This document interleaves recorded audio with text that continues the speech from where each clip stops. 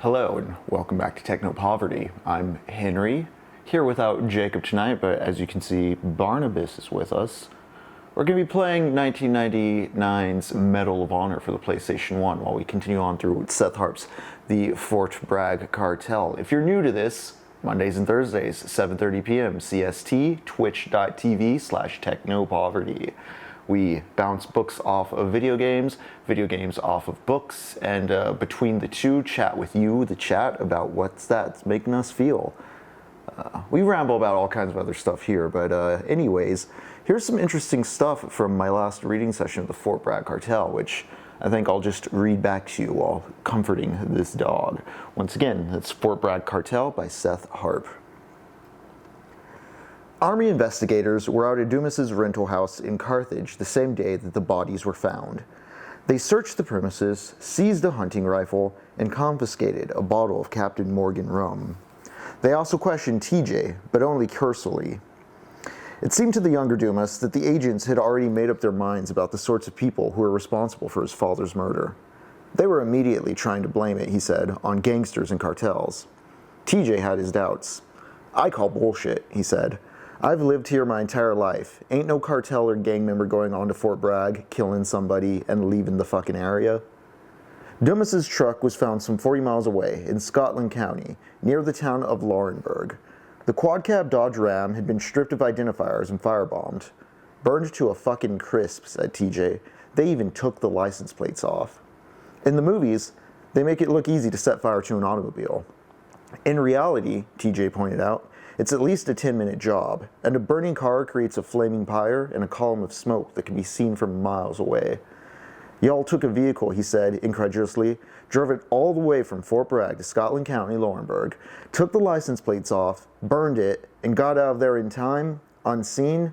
Y'all didn't pass no security cameras, no ATMs, and a big black Dodge Ram?" He refused to believe it. "This was a hit," he insisted. "I've hung out with gang members," he added. "The last thing that they're thinking about is taking your license plates off after killing you. That's something that a professional does." Dumas Jr. is convinced that his dad was murdered for attempting to blackmail the special forces. Someone named in that compromat letter he wrote describing the trafficking pipeline from Kandahar airfield to Fort Bragg had to be responsible, he figured. He's unequivocal about it. "I believe the military killed my father."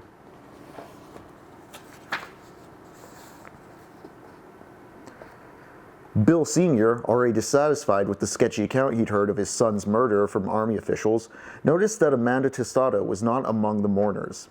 His girlfriend had been really elusive, the elder Levine told me a short time later. "There's something weird there. I think she knows more than what she said to the investigation."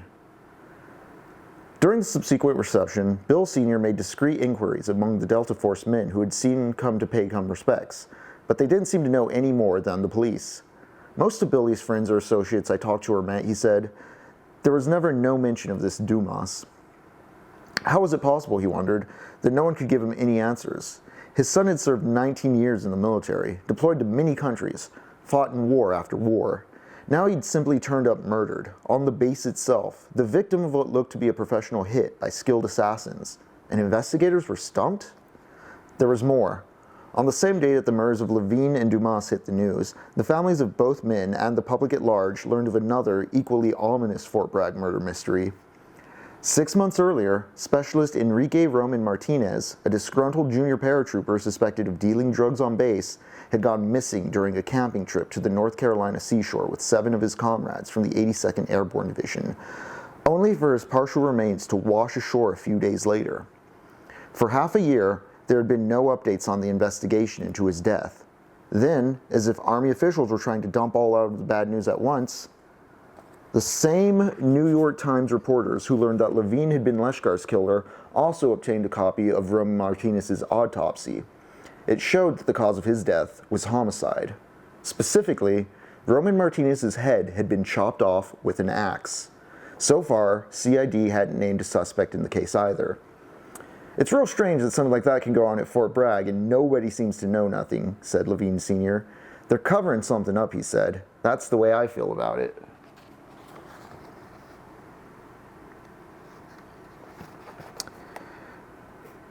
"People call him a killer," said Judy, her eyes welling with tears. "I mean, The things I've read have just been unbearable, but he was not a killer, or rather, she said, they made him that way.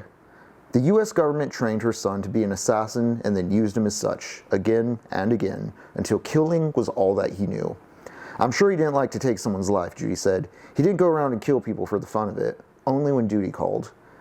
Mark and Billy were both let down by the army, said Lescar's sister, Nicole Rick.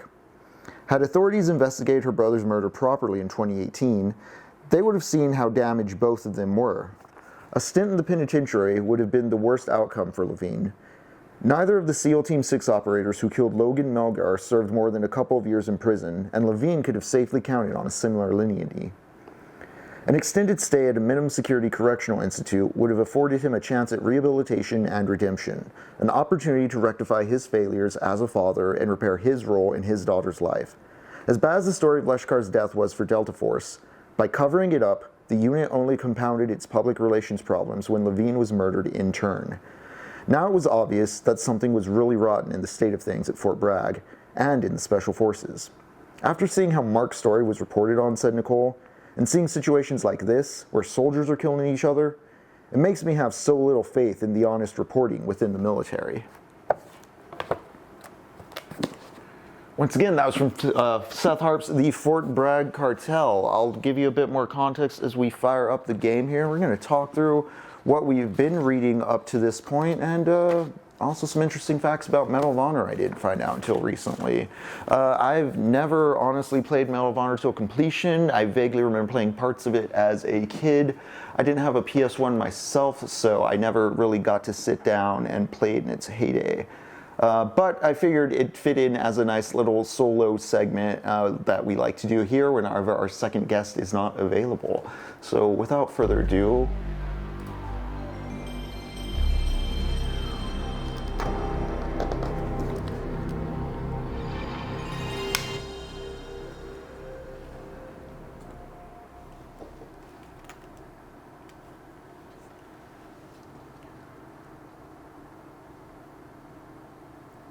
a howdy for each month.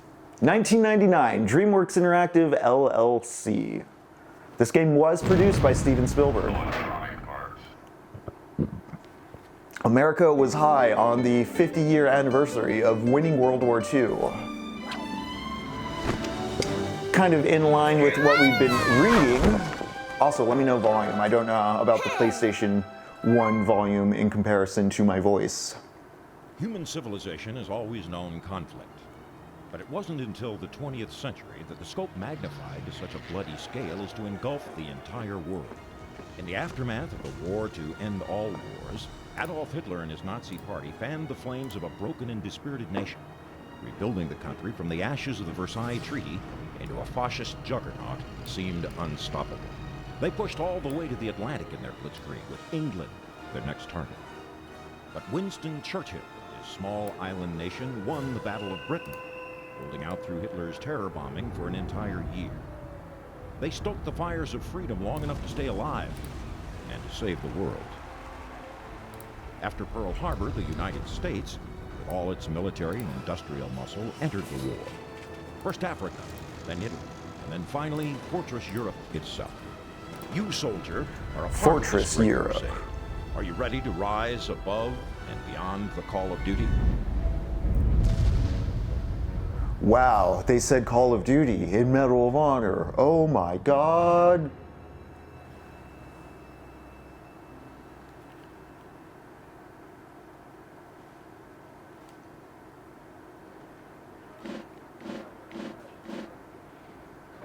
All right, I'm gonna catch you with the chat real quick. Yeah, 3256 is a hardcore techno poverty head.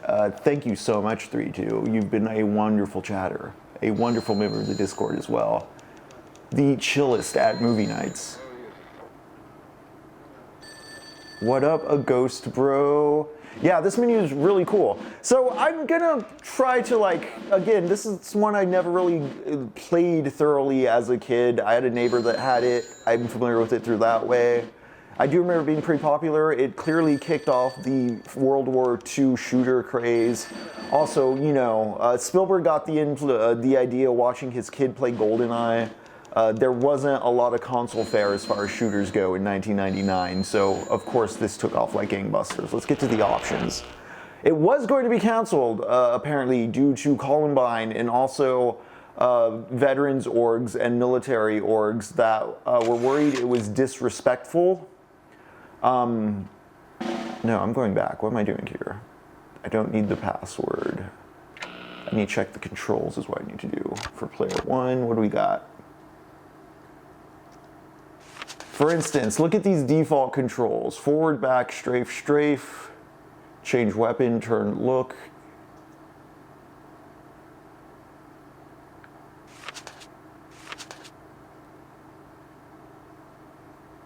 Okay, I think I want to go with these ones. They didn't quite know what to do with the first person on control pad yet. It wasn't as fluid as mouse and keyboard. Pause, change weapon, fire, jump, crawl, reload. Okay, we'll go with those. And I will need the axis inverted. I think there's a zoom when you do the homing aim. I kind of want that on. I don't want the fast aim on. I don't want the easy aiming on. We are true hardcore gamers here, you know? All right.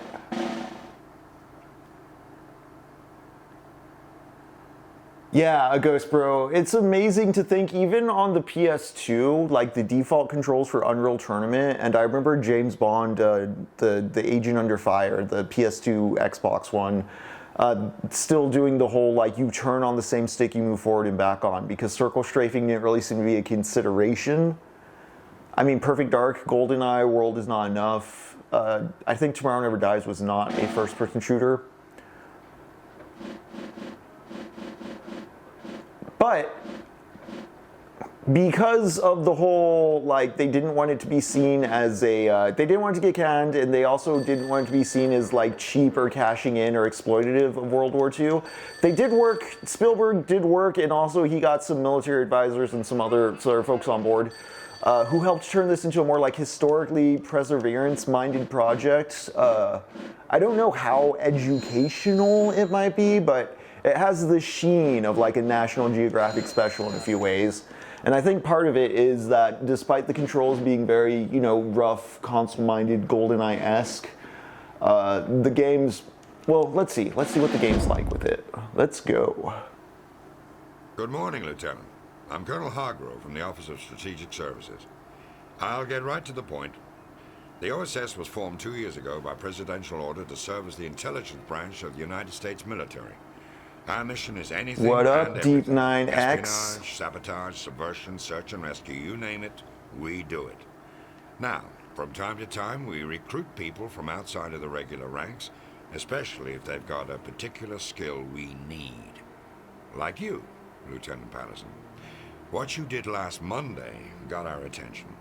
I know you consider yourself just another anonymous pilot in the Transport Corps, but taking out a half a dozen of the Wehrmacht and then sneaking back into friendly territory is quite an impressive feat of soldiering by anyone's measure. John Medal of Honor. I had your records from basic and OCS pulled. Your instructors gave you high marks for weapons and munitions training. You were the top marksman in your class. Excellent leadership. Thank you, skills, Mask, yes. Noted for being especially smart and resourceful. I also had No, your this is when we university beat the transcript. racism wizard forever. You were just one You semester know, the away big from evil getting of your history that aerospace only existed in engineering World War degree before you II, enlisted. surely. You would earn straight A's from start to finish. In short, Lieutenant, you're just the kind of man we're looking for. But it's completely up to you whether you want to join us or not. No, Mask, never stop Unfortunately, that. There's not much time to make a decision, so if the answer is yes, you'll be on a plane within the hour heading back to France. If it's no, you'll be ordered to forget we ever had this conversation. So, Lieutenant Patterson, what will it be?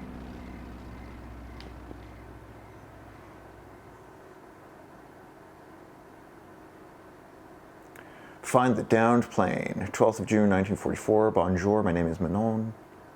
Like Street Fighter Manon, Coral Hargrove, template, you've decided to join the USS. Welcome to the fight. Liaison with the Resistance, the Maquis. An Allied G3 operations officer was shot down last night. He and his pilot were returning from a secret rendezvous with my Maquis comrades when their plane was hit. The G3 has vast knowledge not only of Allied battle plans, but of the Resistance as well. The whole French underground is in this region at stake. Okay.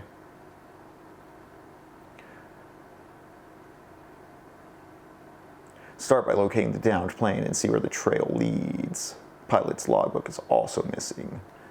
Hint, to gain control of a German machine gun, press the action button. Good luck.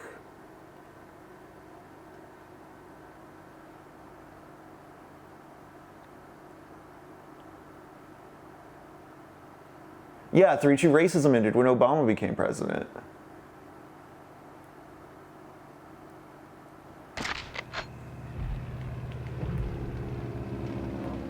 I suppose it is interesting how, in a way, Spec Ops and Apocalypse Now are these, like, trying to look back things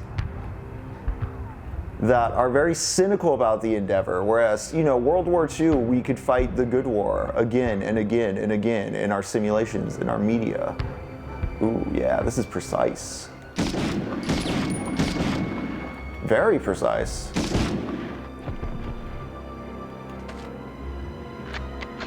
That reloads. Crouch, jump. All right.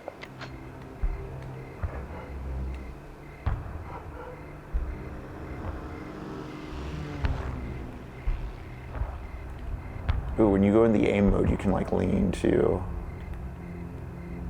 Okay, maybe I should turn the aim zoom off.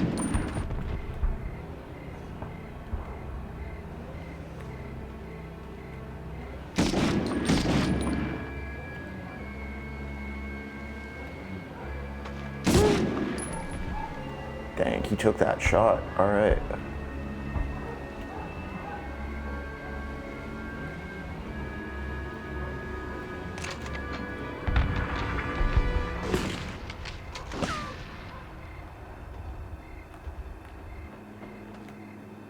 What is the action button? Is it triangle? Oh, wait.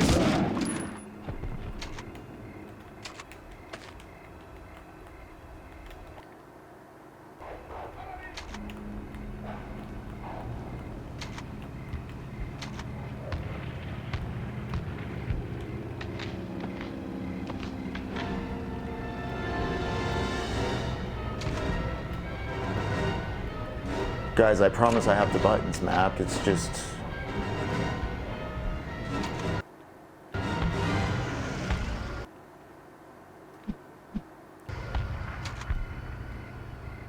Do I need the keys? No. Interesting. Okay. Some rifle rounds.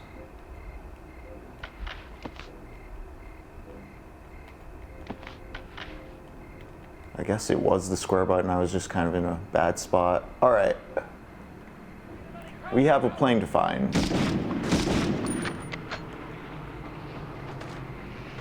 It is kind of interesting that this is basically iron sights with the zoom on. That is something Call of Duty is widely known to like be capturing or inventing, but here it is, kind of. Not natural sight model, but you do the little zoom.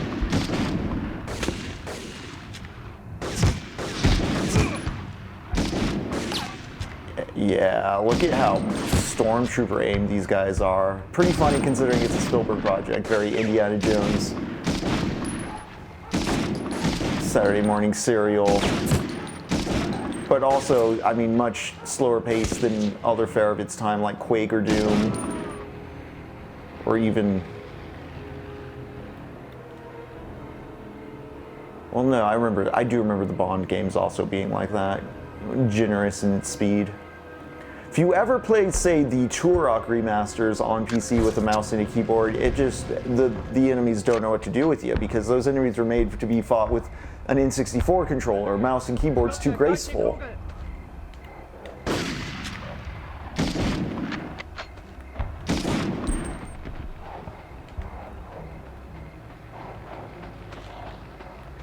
Dang, this guy's taking a lot of shots.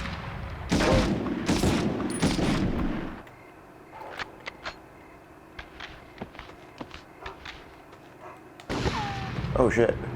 I did not remember them like kicking away like that and dying so like painfully and slowly. And also, yeah, Deep Nine, what you're talking about with the stealth shots, I'm finding that method very, it's interesting how the controls have gotten me into that method.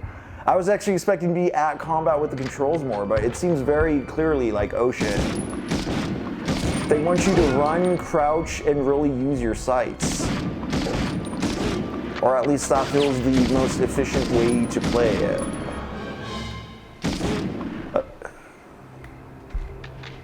I almost feel this is more nuanced than like the later standardized two-stick setups that console shooters would fall into. Or this is pretty sophisticated. This feels closer to like a Rainbow Six or a Ghost Recon than a Call of Duty, if that makes sense.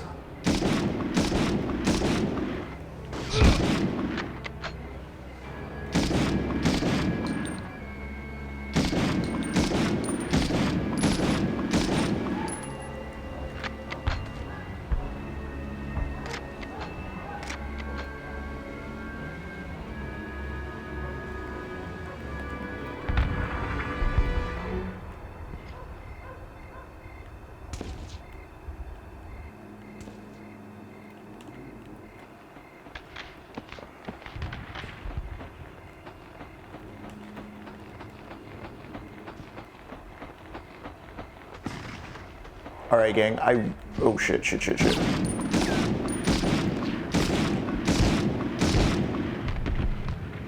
Yeah, there's like blind fire. Ooh, cruel.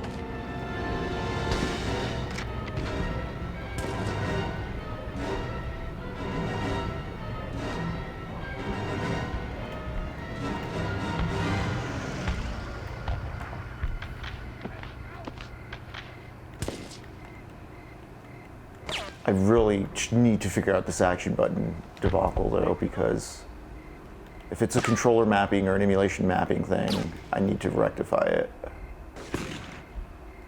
Who's shooting at me? Where are they?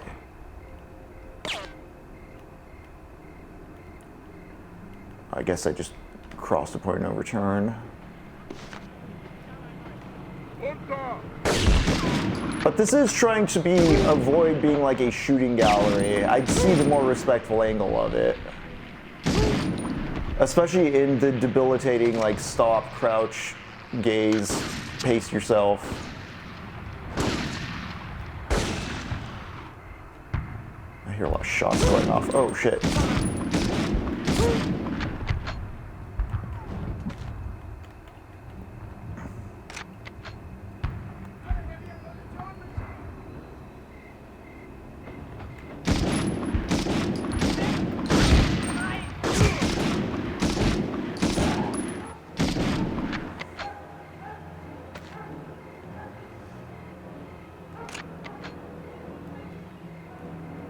I do remember, I don't know if it's like literally the second level. One of the earlier levels though, I do remember it's like a submarine stealth level where you just like, you have your papers and you're supposed to just show the guards your papers. That sounds like, now knowing about the educational historical aspects of it, like an attempt to be like, well, this can do more than just be about using guns. Barney, what's up?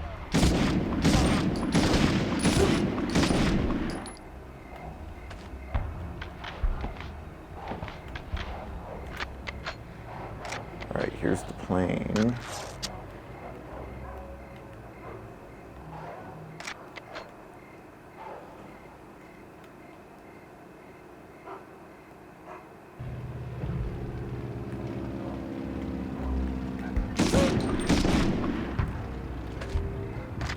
Sorry, buddy, that's what happens to Nazis, I guess.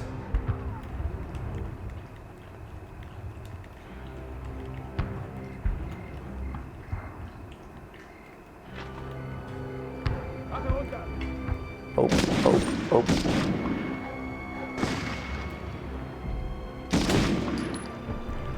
Yeah, that's pretty satisfying.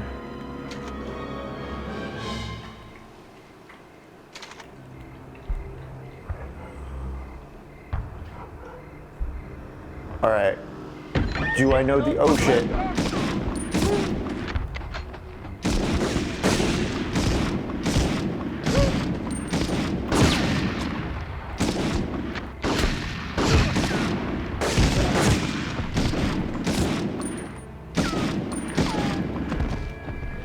Barney was just thirsty. I can hear her lapping it up.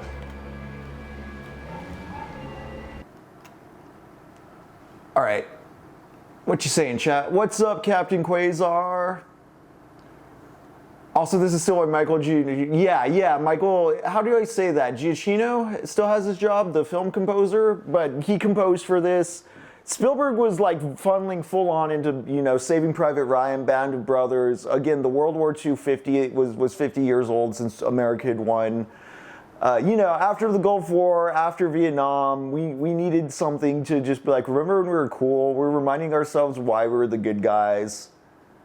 Sort of, as well in some ways, a liberal kind of like reworking or reassertion of like patriotism and the military after the Reagan years and the years of Iran-Contra, all of that. My code name will be Hank. Oops. You can't backspace on a typewriter. That's historically inaccurate.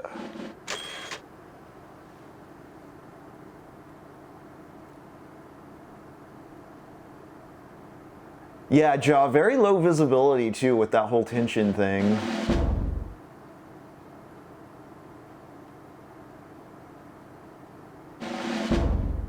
Jesus Christ, MD, new medical show. It's like Doogie Howser. One of the reasons it took so long for the Army to adopt an intermediate cartridge was that the old-timer generals had this idea that every man should be an elite marksman, didn't see the value of being able to issue more ammo for the same weight. Ah. Alright, let's double check the controls really quick so I can see what's up with this action button situation.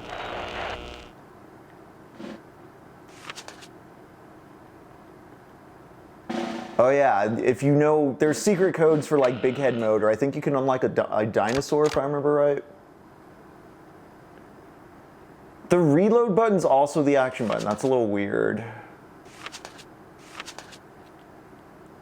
Turn, look, jump, change weapon, fire, reload. Reload and action's the same everywhere? Okay.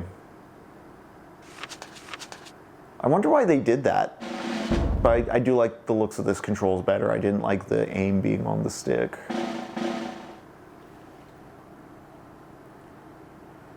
Actually, yeah, Deep Nine. Now that I think about it, because my mom had a pretty end of the 80s, 90s. Like, it was a nice typewriter for the time because everyone was transitioning to computers, and I do remember it having like its own little like bank of like whiteout or white ribbon that you could use for backspacing. I remember up until maybe 6th grade, for elementary school at least, using a typewriter to do some typing stuff because we did not get a computer until I was probably in middle school, 6th or 7th grade.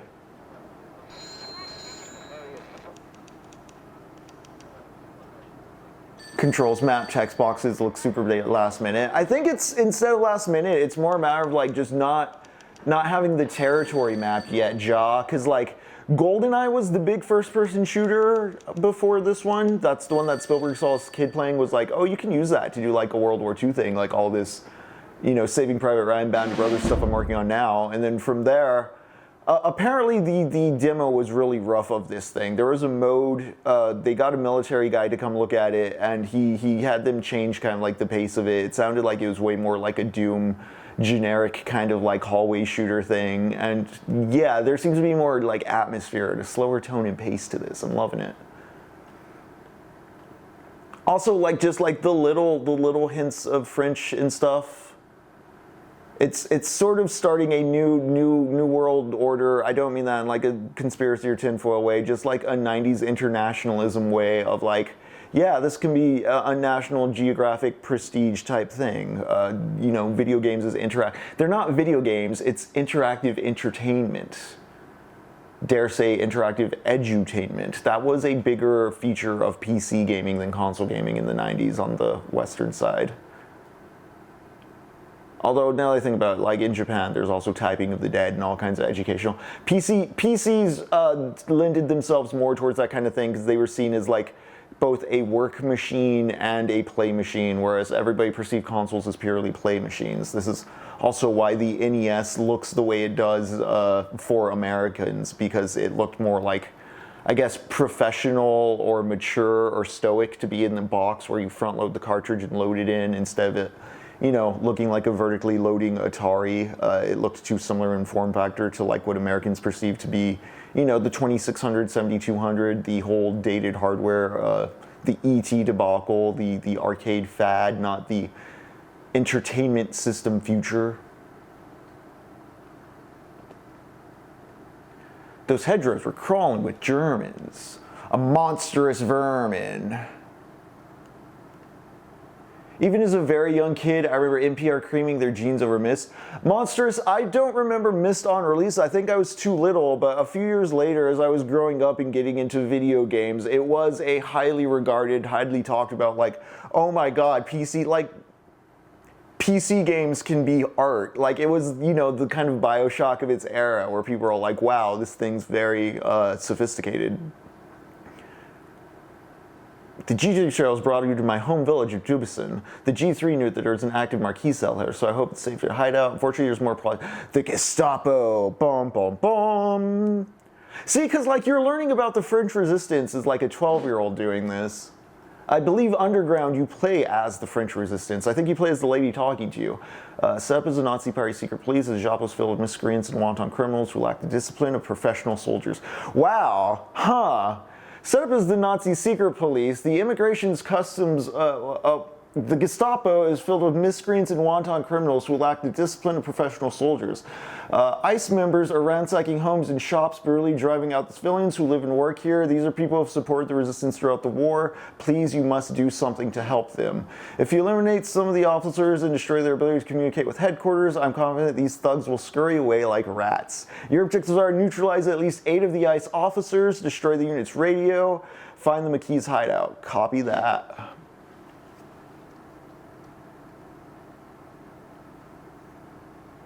Right, Deep Nine, you had Spielberg also, you know, he had Schindler's List under his belt. He was taking a shift towards the more serious at this time.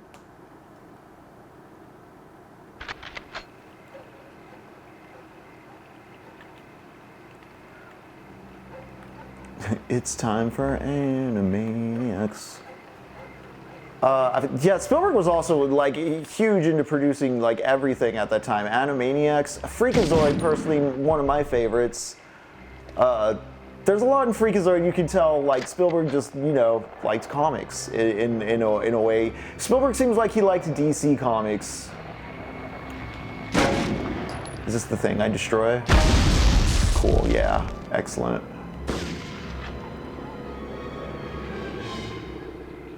I say that because in contrast, I think Stephen King was a Marvel Comics guy, and those two, between those two boomer poles, you can see a huge spectrum, I think, of narrative interest, because both of them are fantasists of their generation. I actually think King is a horror guy, but not in like not in the way that horror is perceived in the popular sense, I think. Although I'm talking about him, he was like the biggest commercial horror guy for decades. What I mean is there's a lot more melodrama and fantasy and also like science fiction fetishization stuff going on in King stories. Also a lot of nostalgia interrogation and fixation on stuff like the Kennedy assassination. It's more than like the interests and peculiarities that say Clive Barker or a Gretchen Felker Martin, or even a John Carpenter. Like, those are horror people. Their ideologies are more towards the horrific, whereas like, what I'm talking about with King is more like using horrific devices to explore these bigger, like, interests, if that checks out. That's not to put down those other horror authors or horror as a form either.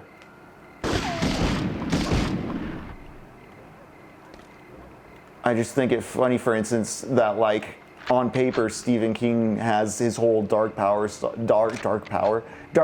saga, which is like a weird sprawling fantasy thing with weird influences, including there's like Harry Potter and Doctor Doom shit in there.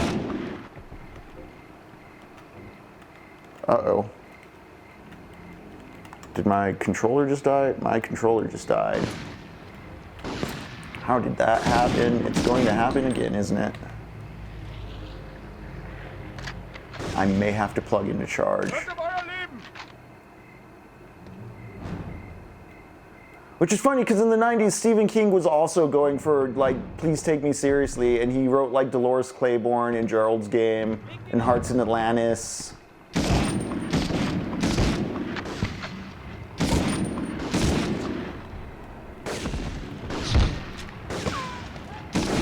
In both cases, I do think both Stevens did break free of the trappings of their popular perceptions and make new and interesting art within that decade. I do think Saving Private Ryan's pretty good. I do think The Fabelmans is surprisingly sophisticated for how badly that could be in the hands of a lesser storyteller or less introspective filmmaker. It's kind of funny because at the same time, half of the Ice Agents are gone.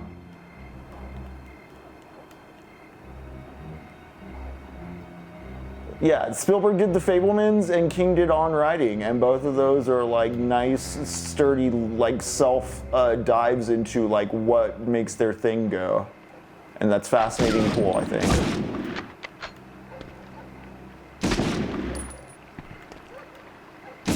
Weird proportion. Man, this is like, please die. It's torturous what I have to put you through.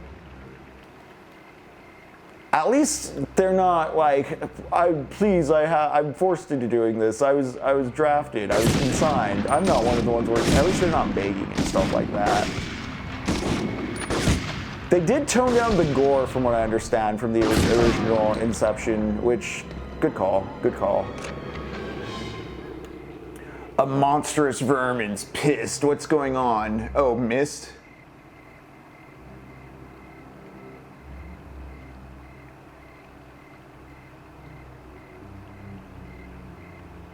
Oh, Deep Nine for the 90s adaptations? Are you talking about the 90s adaptations of King? Because, yeah, I think, didn't Claiborne, like, win Kathy Bates an Oscar? But I think of Shawshank being there as well. I mean, in the late 80s, you got Stand By Me, but King does, like, is starting in the 80s, like, writing different seasons and such. He does have some wants to expand beyond what he's known for at the time, which is horror and, you know, short stories you'd find published in Playboy and the like.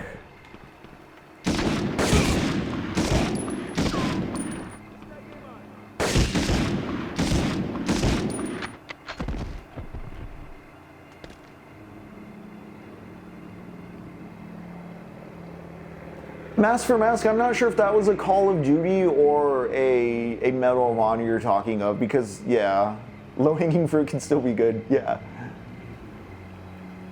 Sniper Elite, yeah, that's probably one of the later Sniper Elites, which are, like, way heavy into, like, simulating, you know, wind dynamics, resistance, arc of the bullet, very realistic sniping. I only played the first and third ones, but they're fun.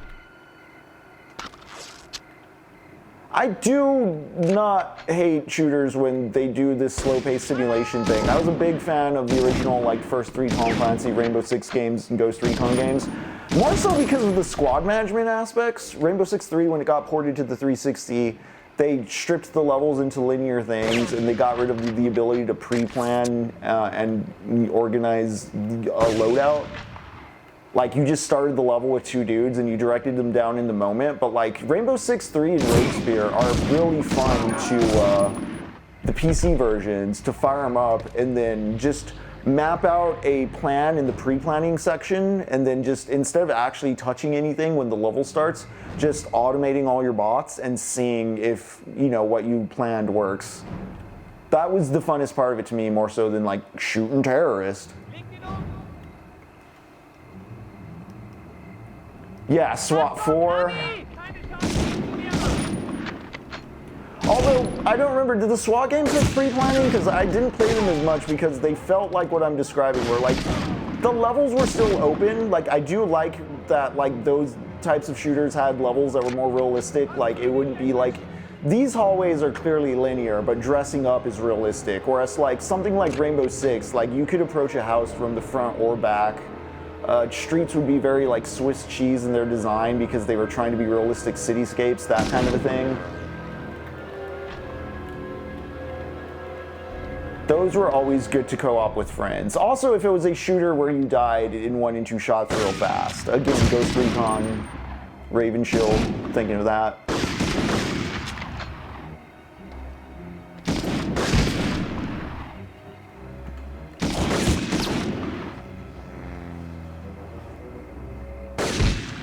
Dang, I'm just eating it while waiting for these dudes. You know what? I'm being a fool. I have other weapons, and not only do I have other weapons, yeah. What's this guy? I wasn't...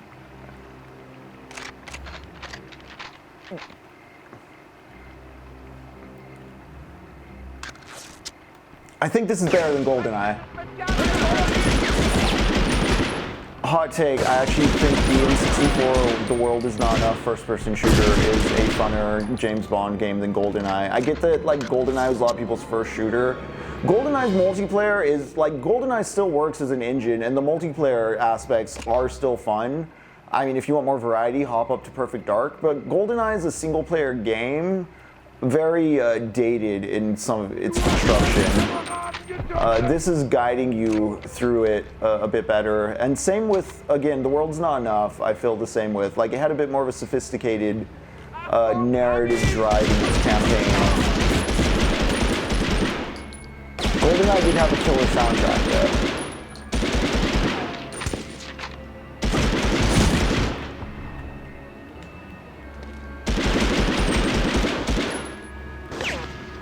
I'm actually surprised at how generous that lean is. Did you just see that right there where I was like... Geographically, my gun would have been hitting the wall, but I was shooting bolts around the corner, basically.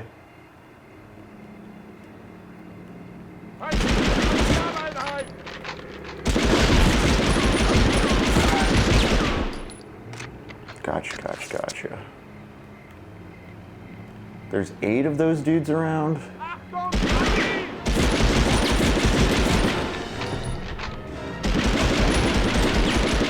Okay, that was satisfying. He got knocked back and then I had to reload and all he could do was watch me reload. That was also very cinematic in its rhythm.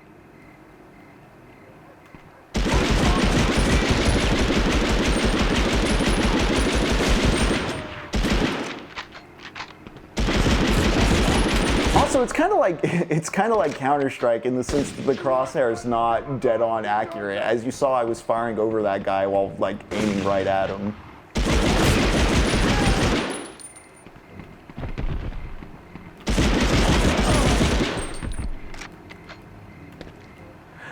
Also, reeling back the gore does add some kind of like old-time movie quality texture to it, like in the way that like pre-squids.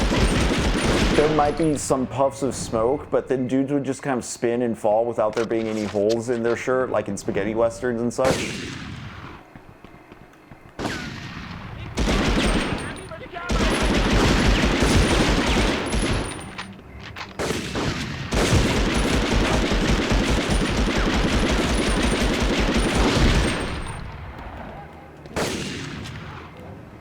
Who's shooting at me? Where are they?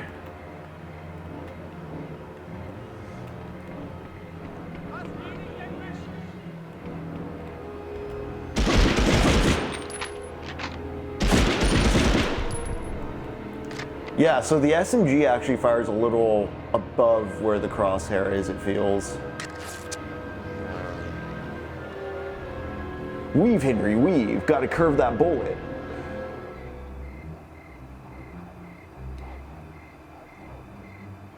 Tactical breach wizards. Oh, I'm gonna have to scroll up. Sorry, gang. I was in a hot combat scenario, but it sounds like somebody's talking about some kind of cool, maybe newer tactical shooter that plays in the vein of the nostalgic stuff I love.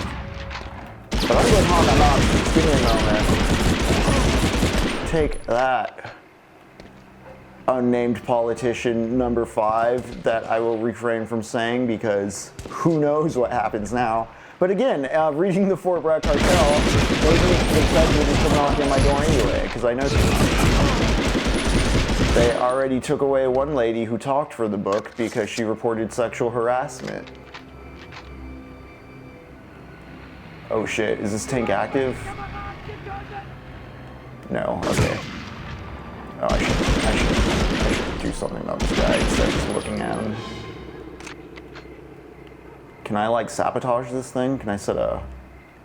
I wish I could like set something on it.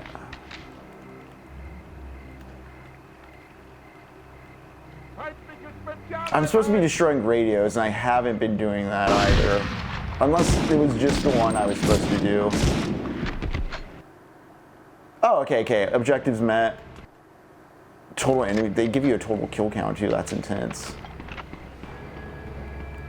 I'm very glad there's not like a Doom end screen where it's like kills, items, secrets, percentages, rock music. You licked all the corners. Like it's not prioritizing even making it an arcade experience. It is a narrative experience. Like I get this, but it's not as celebratory as say, you know, those S-rank screens you'll get at the end of a Sonic game or again, the Doom end of stage music.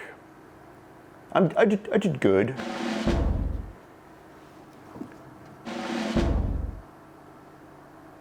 We will save just to be sure. Also, I will use this saving moment to scroll back up and check what chat's been up to.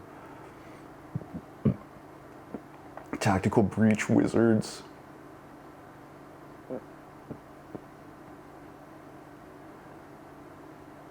Aw, there's usually chuds that make you feel uncomfortable at ranges. That sucks, mask for mask. I hope people can find chud-free ranges.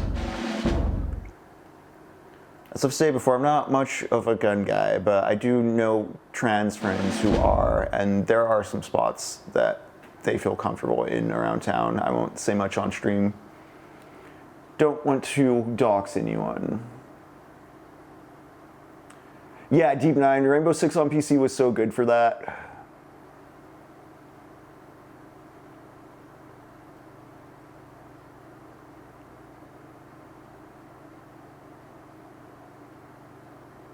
Yeah, Monstrous. I remember SWAT. Again, if the level's cheesecake, if the level's trying to be more simulation than like story funnel, I typically fucked with that a lot. I especially love because like even in Rainbow Six, yeah. So the single player, I'd love doing the planning stuff, but then like the multiplayer, like Terrorist Hunt was genuinely fun because the big Swiss cheese nonlinear levels, it really made you communicate with your boys because it was, you know, one slip up and you're dead. That prison level in Raven Shield on like the highest difficulty with the highest amount of terrorists, that was a very fun level to play Terrorist Hunt on just because you could get sniped from so many angles and you had to operate just like an atomic clock with your friends. It was a great exercise in communicating with the boys. And I do think that is also why, you know, first-person shooters in the multiplayer sense did take off. I mean, there is that hook of taking... through the excuse of the game, you can practice communication skills, which otherwise, I think certain insecure or not honest with themselves peoples might not realize they just like talking with the dudes as a dude themselves. It's a report from the rescued pilot. We knew the G3's injuries for the crash were bad, but I just got word from a contact still hiding in town that his wounds are much worse than we thought. Unfortunately, your job as an OSS agent doesn't lend itself much to sentimentality. If you discover that the G3 hasn't survived through the night, don't linger. Grab his attaché case and run. With the sun coming up, there's no way you can risk going topside. Your only way to hope is escape through the old sewer system under the town, the same network of medieval tunnels that the McKee had used hideout since the early days of the war. Search parties are closing in with full force. To survive, you're going to need something to help even the odds. Thankfully, the McKee have stopped stockpiling the Allied weapons were smuggled in before the invasion. My contact says you can find a large cache of ammunition hidden behind the fake sewer grate located at the northwest corner of the second big tunnel. Grab everything inside. Northwest corner, second big tunnel. Got it. Fun fact, the GoldenEye ROM taught some of us about console hacking. There was a full ZX Spectrum emulator on it. Jive, yeah, I have heard about that, and awesome, yes.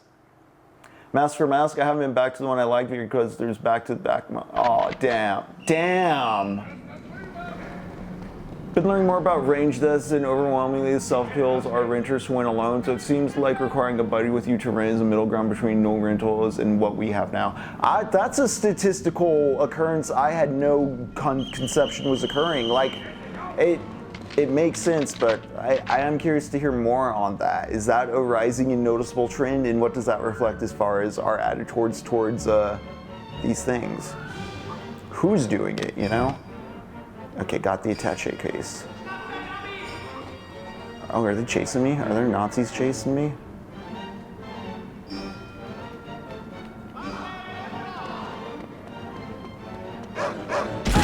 Oh no!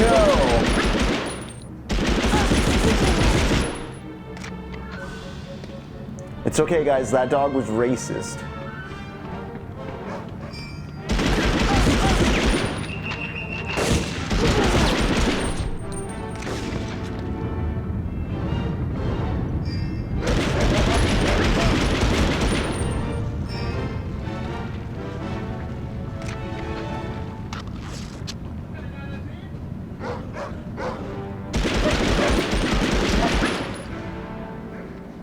I just realized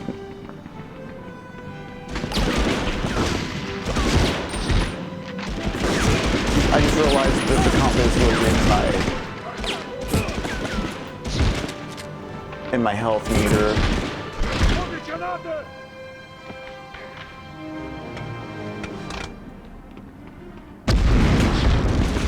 Did he kick the grenade back at me? That thing took a while to blow up. Alright, so I need to go to the northwest corner. There's a fake grate in the big tunnel, they said.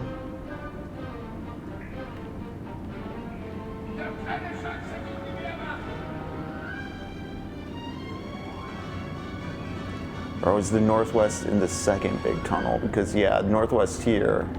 Oh.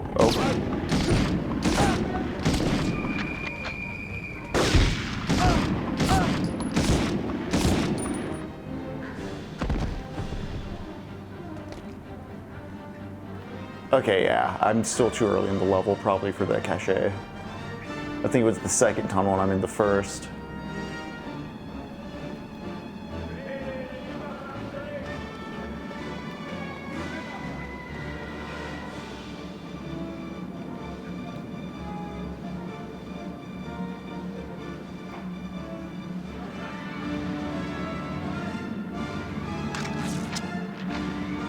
This was also, I believe, I don't know if it was the first or second Metal Bar, this became like an EA property, and this was like one of those blockbuster bread and butter franchises for Electronic Arts well into the PS2 era.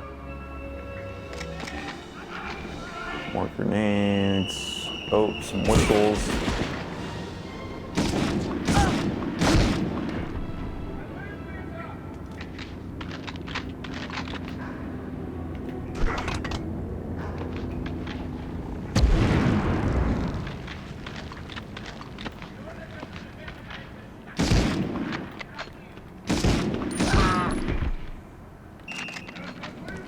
Yeah, that full symphony score is what got me thinking about that whole EA bread and butter thing. This was such prestige. Okay, I don't want to I don't like iron sighting the dog. It feels extremely cruel. I'm just gonna spray and pray, all right? Because when you spray and pray, you don't have to look for too long at it. And I'd rather not. Oh, there we go.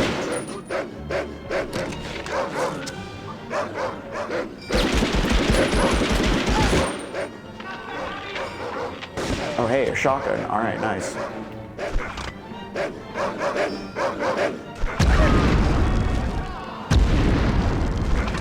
Oh, shit. I wonder if it's just a very small distance or there's no friendly fire, but yeah. Okay. Pet the dog, Henry.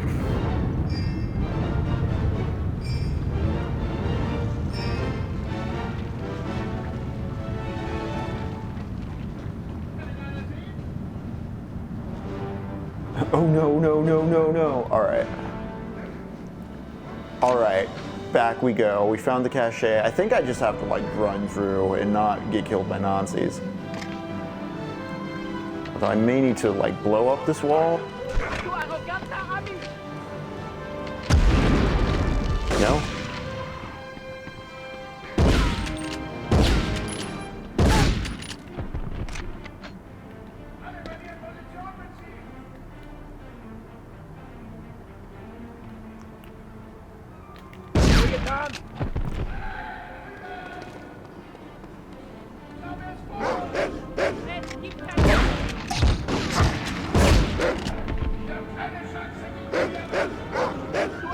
I wish if you like shot the humans or something or made loud enough noises, this dog would like run away.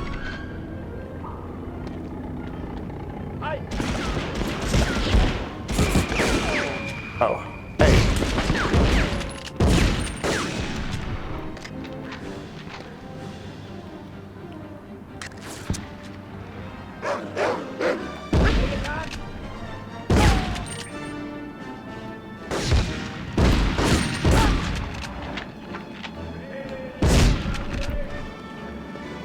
It is interesting, and it is very good as well that like not all the guns are about like stopping and iron sighting and using. Like the shotgun feels more effective in this running gun sense.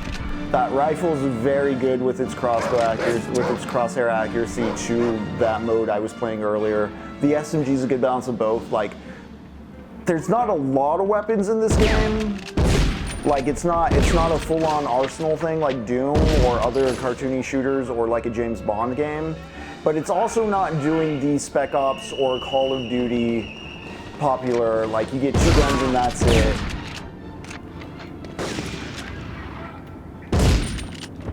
I think for the Call of Duties I've played, it's at least worked. I've only played Call of Duty 1 and 2. I've never played any of the modern ones. But for Spec Ops, it was kind of in clash with that game's more arcadey shoot style, I feel. You had to swap weapons a lot. That's why I'm glad it's not that case here, because while it's unrealistic to be carrying around this much stuff, maybe, it prevents the game from having to become like this Pac-Man-like loop of grinding dudes down to steal their weapons. It avoids that aspect of like the shooter, murder, hobo, glorification stuff. Oh my god.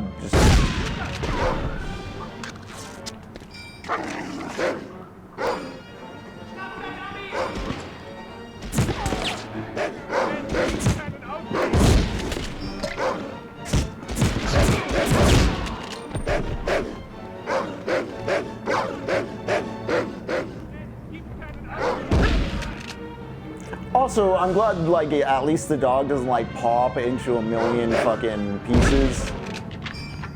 And it does a whine, but at least it's not like a oh my god, I'm such a horrible person for doing this whine. There's a good amount of restraint, a surprising amount of restraint that goes into this, but it makes sense because again, the whole educational wants. It was an HBO series before an HBO series.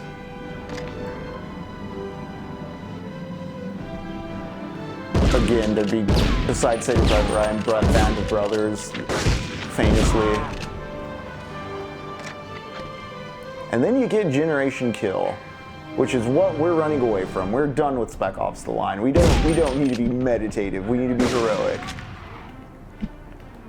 It's why so many liberals supported 9/11, the post-9/11 global war on terror. It was the chance to be a big, masculine, chest-thumping American for a what could be considered morally righteous, as opposed to say Vietnam or the Gulf War, which were right-wing quagmires. But Bill Clinton, he'd be like, "Hey, remember that thing your grandpa fought in? Wasn't it cool when we did that? Weren't we the good guys?"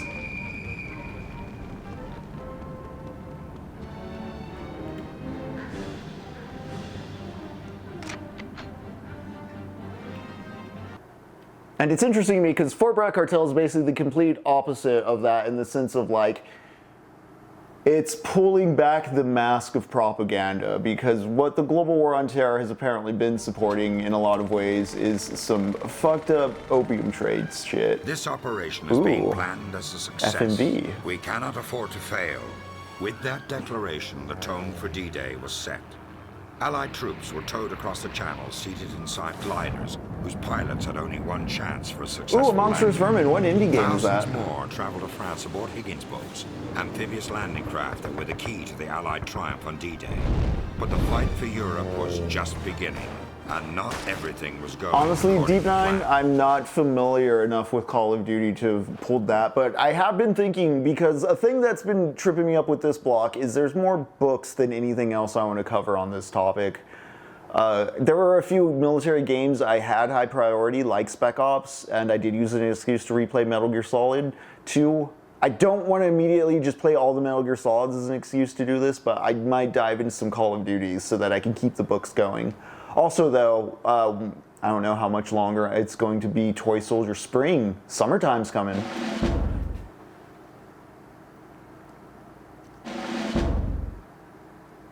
Let us save.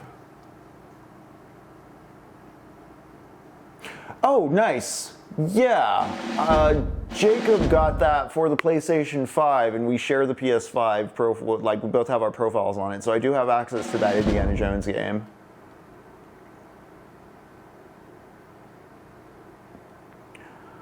Jari, completely honest, it may end up being the Toy Soldiers of Summer, or it may end up being Cowboy Country time. I kind of want Cowboy Country to be the next theme in general, because a lot of what we're reading here and what I have on the mind and what my reading syllabus and program has been is funneling towards some Richard Slotkin. He wrote Richard Slotkin's like an academic who wrote a book in the 70s called Regeneration Through Violence, about the pre-American kind of frontier hunter myths of the continent that would eventually get funneled into cowboy culture and the myth of the frontier marksman and the whole American cowboy shebang. He has a big, thick trilogy of books, nonfiction history books, all about that I kind of want to bash out while playing Red Dead Redemption 2.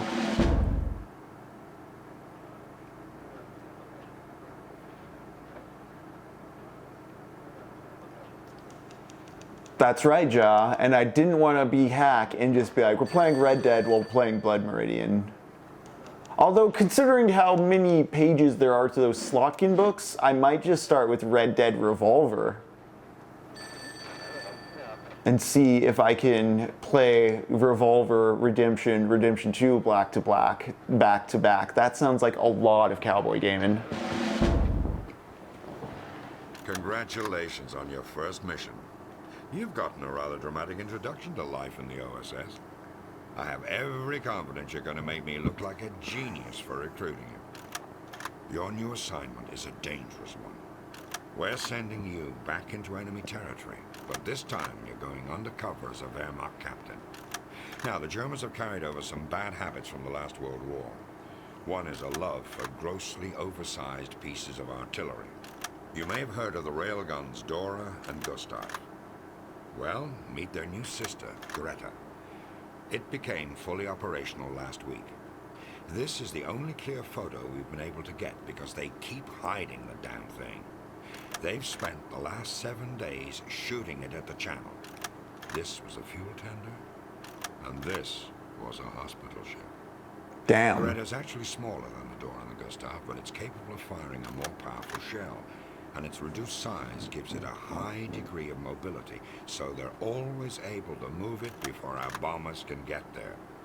That's why we're sending you in to do it by hand. Your transport leaves at 1900 hours. Knock her out of commission, Lieutenant. Good luck. Those first 3 levels, that was an Act 1, Act 2, Act 3 like set piece. That was a nice narrative motion. And here we are at the famous submarine infiltration level. I believe this is the one where I get a badge and I have to show it to people to like sneak by and such. Next mission is going to be a new kind of challenge. I was sending you back in France, but this time we'll be traveling in disguise. It's also giving you an idea of like what kind of roles were happening in the war. Going undercover is one of the most dangerous missions an agent can embark on. For this assignment, you'll be wearing a stolen captain's uniform. This is also more stealthy than probably anything in GoldenEye. I can't remember. I know you break out of the prison, and like GoldenEye is fun in the way that it's like it's one of those very dumb stealth games. Like it's fun to sneak around enemies, and it's very easy to get to jump on enemies in a way that like it's not Metal Gear Solid with an alert system and phases and stuff like that, but like you can get around unseen if you're fast and clever. And I do like that kind of arcadey sense of stealth when video games of this era nail it. Here are some key essentials to know about while operating disguise. Always show your papers when asked. Cycle to the passport icon in your arsenal and press the shoot button. Don't walk around with a weapon drawn, as it will immediately arouse suspicion. Cool. To upgrade a higher security level, you may be forced to eliminate an officer in order to steal his papers. Good, good. Just tell me this straight up. You must have failed this one a bunch. I don't think I've seen past this. In this mission, you'll need to upgrade several times. Be sure to use your silenced pistol when neutralizing a German officer, but take care no one sees you doing it. I'm once again thinking of the very pedantic, if you, if you played X video game nowadays, there'd be too many tutorials in it. This is straight out 1999, and they're just straight up feeding you everything on a text screen you have to process before going forward with the level. One of your other objectives this level is to switch to the tracks, so the Greta support train will go off in the wrong direction. Press the action button, which is the reload button, to flip the lever. Hint, a porter friend told me there's a crawl vent that leads into the station office. Okay. Hey, AR Berlin. We're infiltrating German-occupied France to blow up a warship cannon so that it stops harassing our dudes.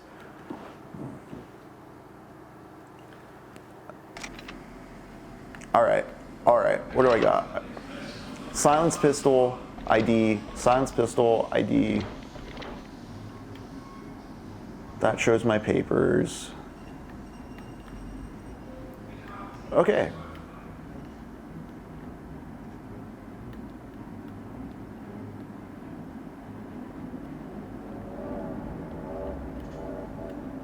Oh. Oh.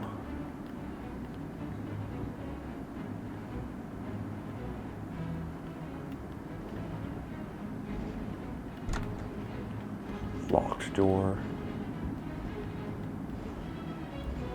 I do admire the ambition of like, hey, a level where you don't shoot. Let's do it. Are you new here, sir?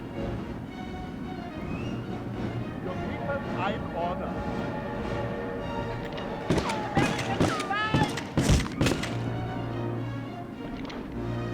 Cool. What? No. Oh.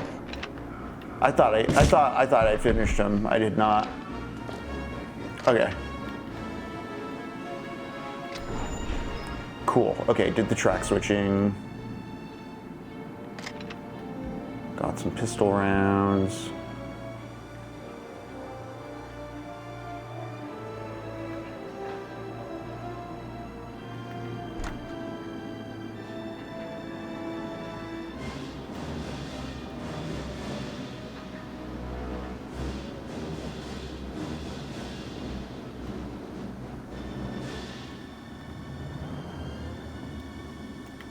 All right.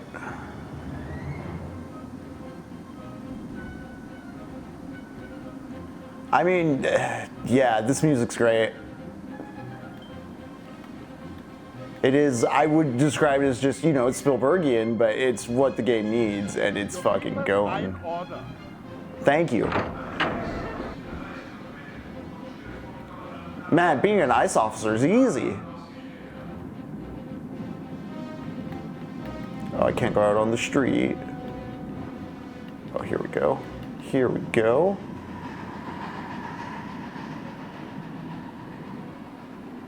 They're gonna see me crawl out of the vent and be like, your papers? And I show them the papers. They're like, okay, you're cool. Is this a dead end? Is this all this is?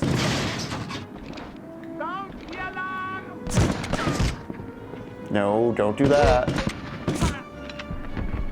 Did anyone hear him? No one heard him, right?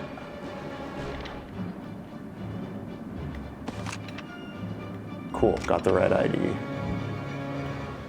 They're not gonna be like, hey, why do you have my CO's ID when I show it to them? They just kind of, they accept. I guess so. They don't want any trouble. They're fascist cowards. They just follow orders.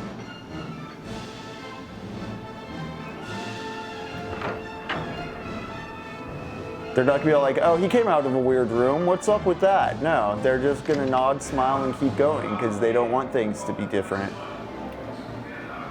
Your papers are in order. Yeah, thank you. Who's a good little bootlicker? Sir, I need to see some identification. Your papers are in order. Cool. It is a fun little use of, you know, the at the time extremely new voice sampling abilities.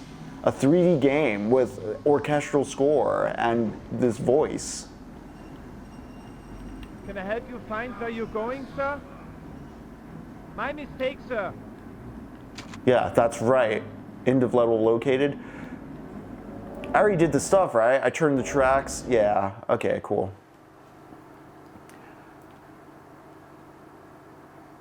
And the levels aren't too big. I'm thinking of, like, for instance, Wolfenstein 3D is very rough because of how overwhelmingly large the levels are. And I'm even thinking about early PlayStation 1 games. Not even early, but like, the first Soul Reaver game I remember liking a lot. I also remember because it's like such a low poly kind of map, it gets very redundant looking in spaces, and it feels very much like how the NES Metroid feels to me, where it's very easy to get lost. It aspires for something, you know, like Dark Souls 1, but they just didn't have the space and the power to make something distinct and big enough to land that at the time. Hey! Zane, I played the New Order. I've been meaning to play the New Colossus. Did you get the route in the New Order where you get to meet the, like, alt history future Jimi Hendrix? I love that character so much. 3-2, was that real? You know, you're mentioning it, and I'm sure there was a Wild Wild West video game, wasn't there? All right. Now that you've survived the initial field test of your basic conversational German, it's time to get down to business. First, you'll find stuck in the wall a clipboard holding a freight manifest. Steal it. It contains a roster of all the German metalworks that manufacture parts for Greta. The 8th Air Force is very interested in drawing up a new target list based on its contents. Okay. The Krupp Steelworks. For those of you who were around when we watched The Leopard on the Discord, what a fun, beautiful World War II story about a family of German liberals becoming buddies with the rising fascist powers of the state. Second, you'll need to locate a special gift package. It's been left for you by an undercover Maquis agent. It contains a sniper rifle, hell yeah, some ammo, and most importantly, the custom demolition charges that you need to destroy Greta. Finally, we want you to blow up Greta's reserve engine. She's a specially armored beast that's escaped several strafing runs relatively unscathed. It's a good target of opportunity for you. Okay. To place a demolition charge, look for a throbbing red box. This indicates that the location is suitable for explosives. Press the action button to set the charge, of course. As for the gift package, I'm not sure where it is or what it looks like. All I know is that the Maquis agent who left it for you travels undercover as a member of the Reichsmarschall Göring's official orchestra. Okay. The fight continues. Wild Wild West, the Steel Assassin for PC. I'll look into it 3-2 because remember last 4th of July we had a special No Books for America Day reading? I kind of would continue that tradition, but I don't want to just play Fugitive Hunter again. I want to maybe play Metal Wolf Chaos, but something Western is also appropriately American, I feel. Yeah, Sleepy Jane met that Jimi Hendrix. Zane, that hit me so hard just because my dad is a huge Hendrix guy, and I feel the usage of Hendrix really nails something in that story. And it wasn't until after I beat the game and looked back that I discovered, like, you can make choices that, like, alter the future scenario we're in where that guy's just not a character. So I'm really glad I got to see him as a character.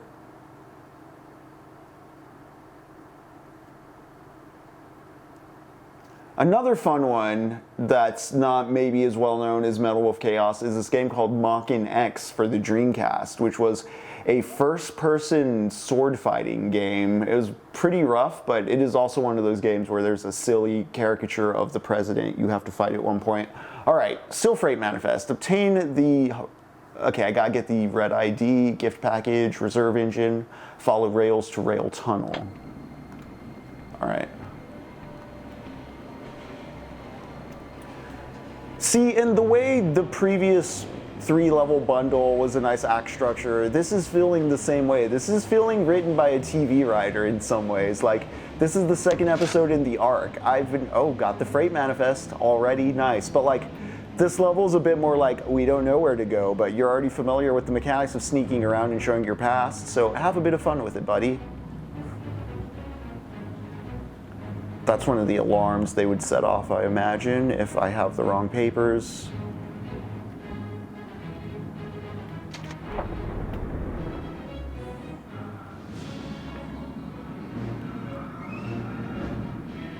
Yep.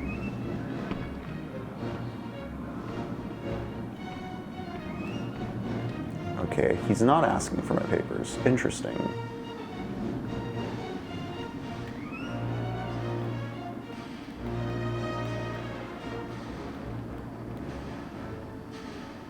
I just need to see your papers. Alert!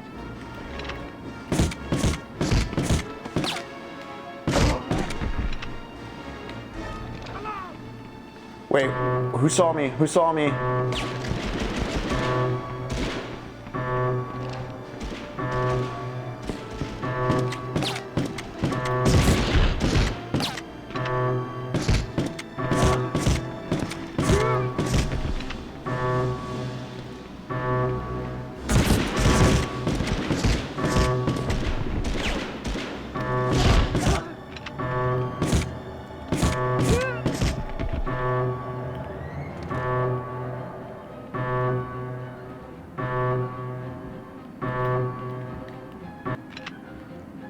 Okay.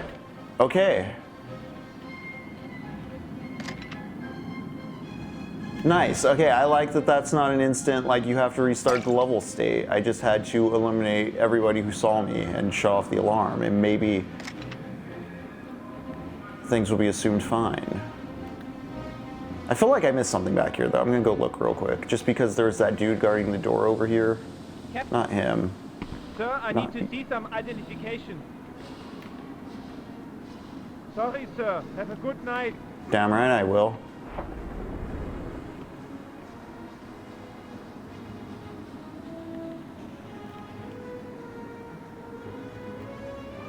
Oh, that's where I'm supposed to place the thing. All right.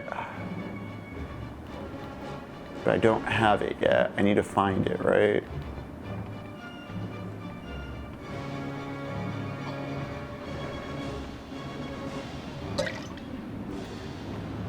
Medical canteen.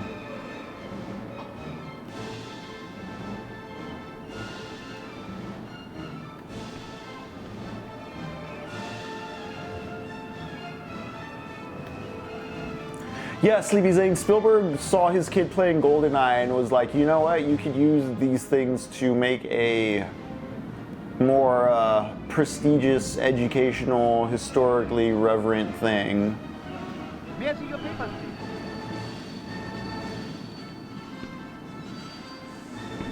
Oh shit, no, don't you. No, you don't.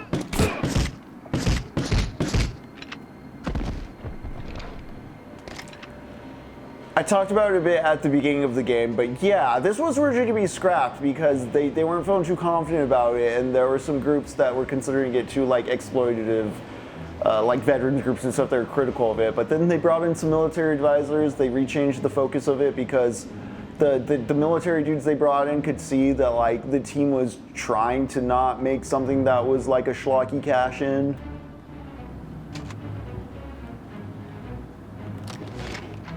Oh, cool, got the gift package, nice. And yeah, the encounter pace is very manageable. This is more about soaking in the atmosphere and the details and kind of getting a little diorama walkthrough of like World War II for 13-year-olds. Perhaps the beginning of a very, very depressing relationship between the military and video games. I am curious how many years down the line this is out from, you know, America's Army and that sort of project. Alright, I'm pretty sure the package is, you know, the package. I can go blow shit up now. Sieg, may I see your papers, please? Forgive me, sir. You were 12, you remember exactly, nice. Do I just...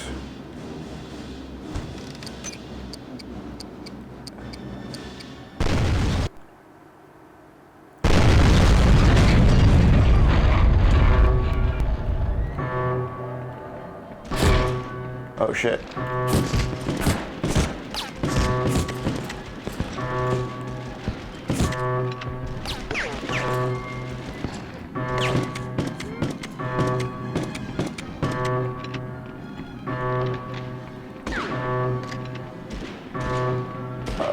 Is there an alarm I can shut off around here?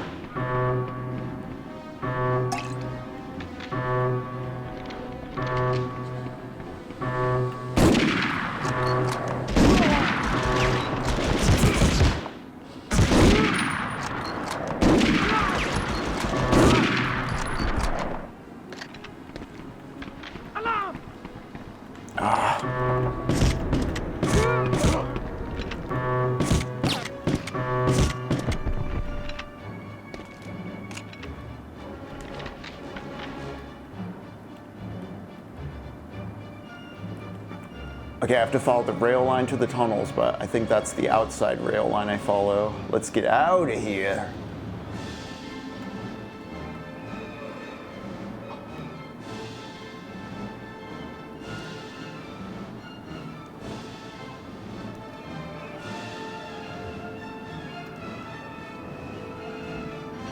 Sleepy Zane, I think it's this particular kind of depiction of Nazis in media is like the movie villain bad guys that America defeated and the evil was gone once and for all. Because my big issue with the depiction of fascism in popular culture is it's seen only as the Nazis and the Italians and it's only like the axis of evil. And it's only looked at in the scope of like World War II was the start and end of it. When like fascism and, you know, National Socialism is a culmination of easily like the 300 years of just shit Europe did not sort out as it was industrializing and transitioning from like monarchy to these more like republic-minded countries. You know, they were replacing monarchy with nationalism, and in doing so there was unaddressed tensions that they just kept rolling down the line, rolling down the line, rolling down the line. And then the 1910s come around, and you got problems, buddy.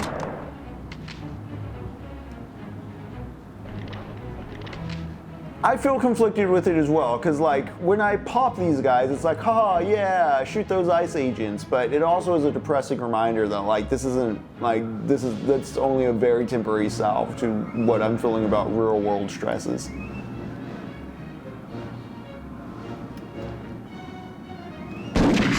I do think it is straight up evil down the line when like there's like Call of Duties that like straight up rewrite the 80s and like take American committed atrocities and assign blame to the Russians and shit.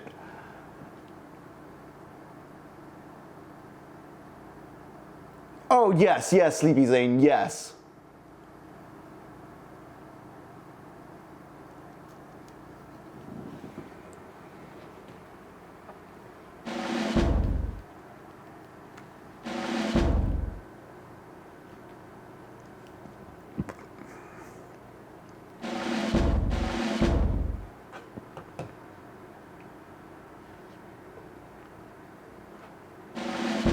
That is also why I am playing this game in the method I am playing it, which is on a duck station.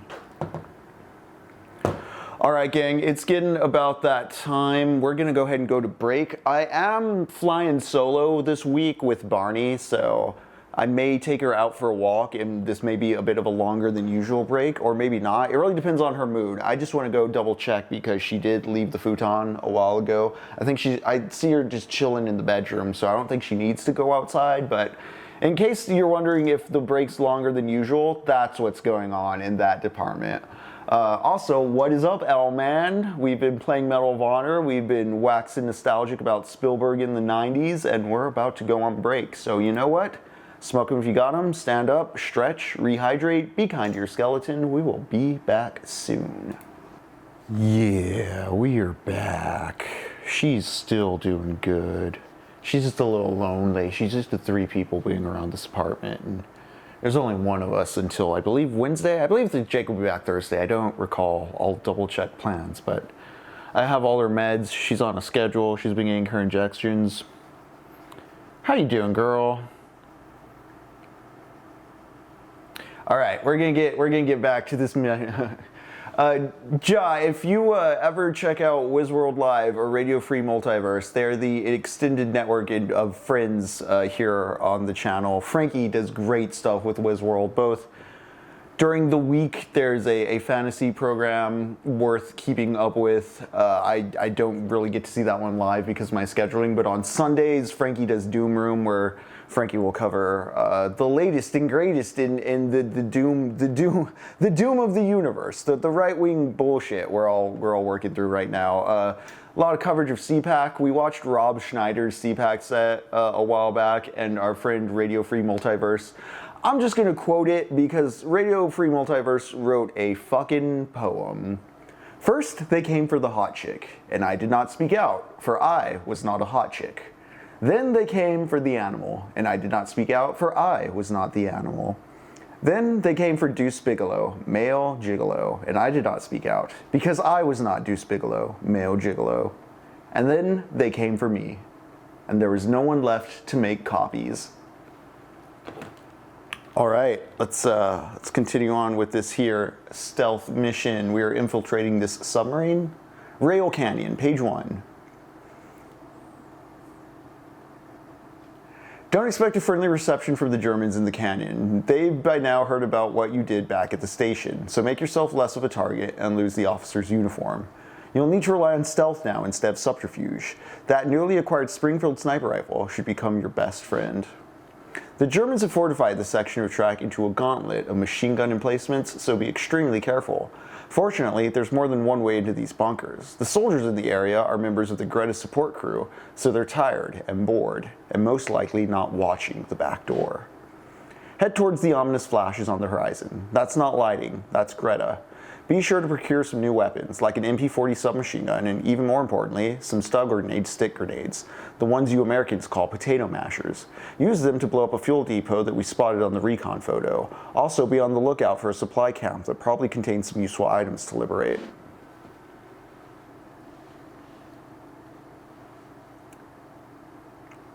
Right, Mask, isn't it just amazing contemporary work? All right, now we're full on stealth boy, shooty, snipe.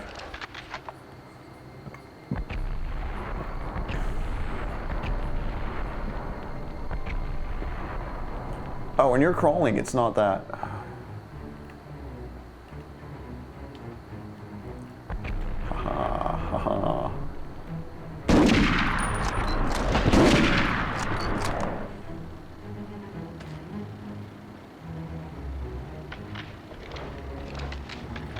I keep hitting O button to reload, but it's actually R1. What a bad soldier I am being.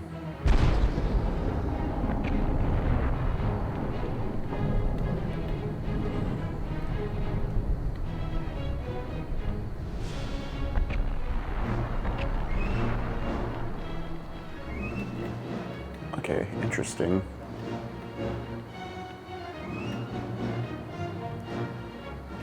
Oh, okay, that's like a climbable wall. That was throwing me off. I was approaching it from the wrong side. Let's see. What do we got here?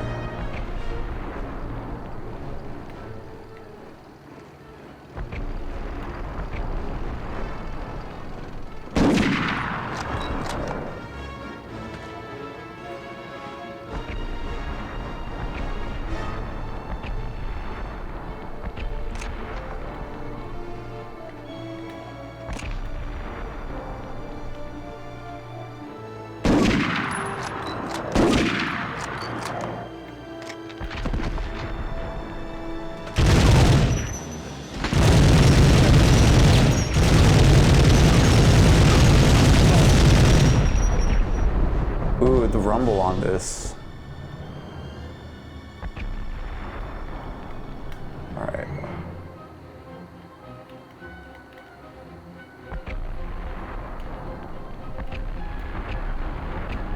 Guess we go back out now that we got the grenades. Yeah, stealth by jumping on that machine gun. Be as loud as possible. I do like that the sniper just doesn't have a silencer either, but that doesn't seem to matter much.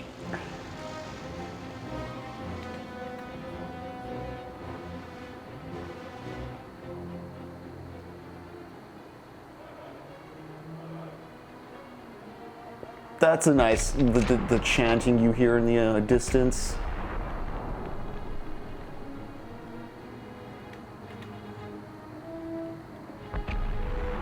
.2. Oh, oh, oh.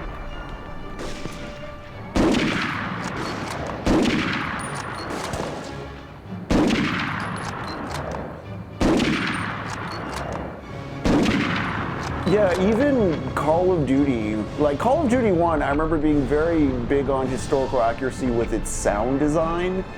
And like, I do like how Call of Duty, in a narrative sense, the ones I did play, the first one especially, very heavy on like sticking with your squad, no man's a lone hero. This game's doing that because technical limitations at the time, of course, but like, the way dudes pop and come at you and blow up in Call of Duty 1, even the most prestigious kind of grounded Call of Duty game, is far more cartoonish than what this is doing, which is funny because like this sort of, as a franchise, eventually goes that way too.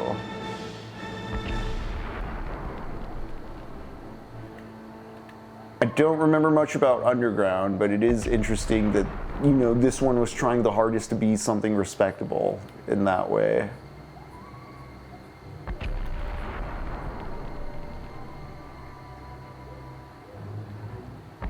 Oh, interesting, interesting. Is this a whole, like, upper circuit?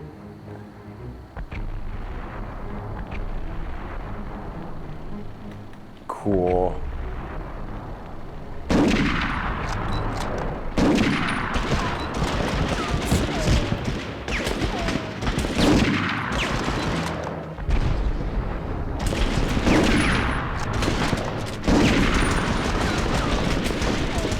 Like that.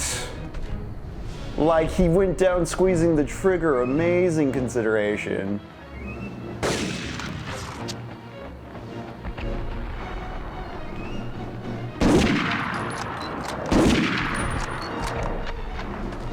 And again, they give me the sniper in the previous level in like a linear sense. In this level, like opens you up to using it in a less linear sense. Getting the jump on this camp, very fun.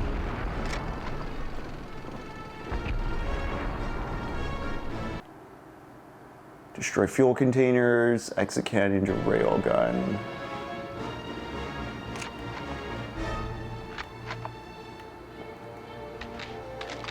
Are these like fuel containers here?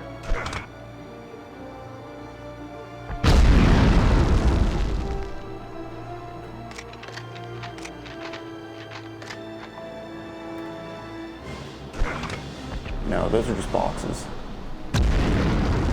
This is just like a cache. Okay.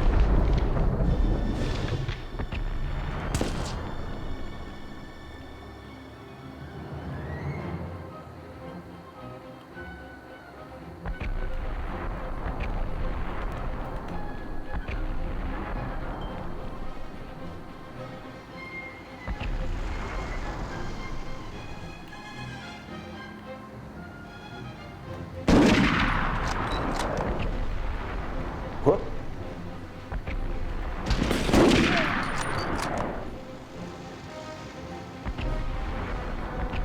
You know, I said the next movie was Paths of Glory, but that is very much World War I minded, and I do have a World War I game I'm planning to get to. Maybe we'll just go with Saving Private Ryan, considering what we went for here. It's been a moment, gang. It's a movie I saw many times in pieces, very few times in full. Heavy TV syndication.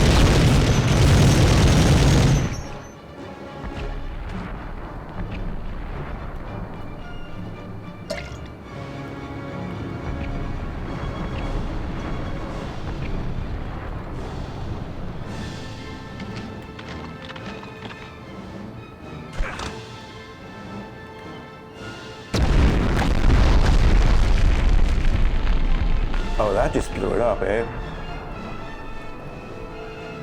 Oh, what's going on? George Lucas talk show memorabilia, what? I'm completely in the dark. What is the George Lucas talk show? I'm, for reference, born in 1990. I know I'm no spring chicken, but I also feel like that's a bit past prime Star Wars capture, or at least original trilogy, like, you know, 80s LucasArts capture. It is today, Henry? What?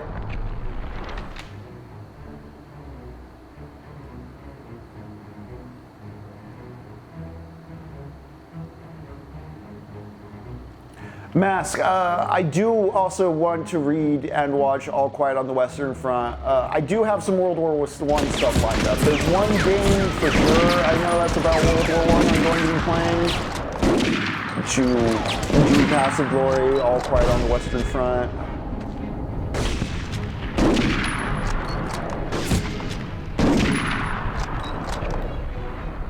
However, if anyone knows good World War I specific games, please let me know. I did already play Castlevania Bloodlines, so that's out of the running.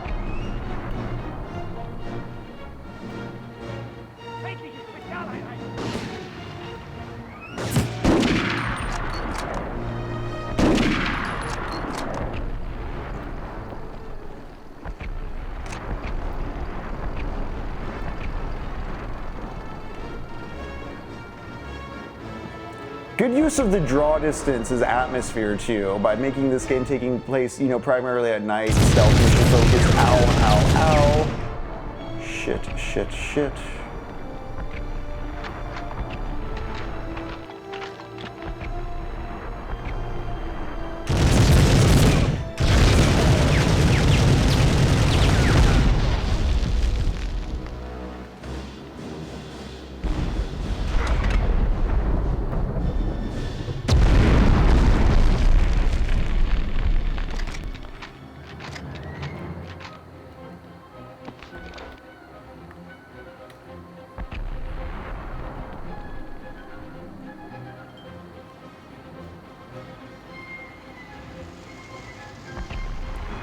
Connor Ratliff is retired filmmaker George Lucas.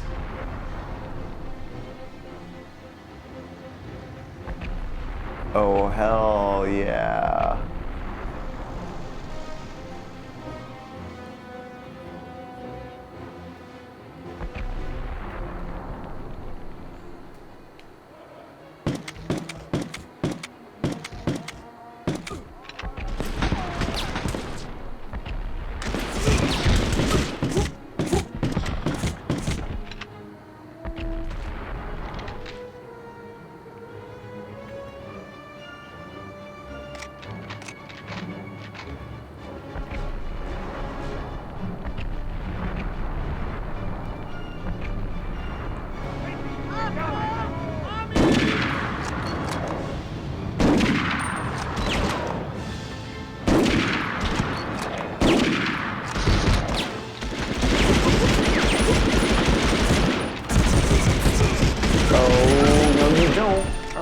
I need health.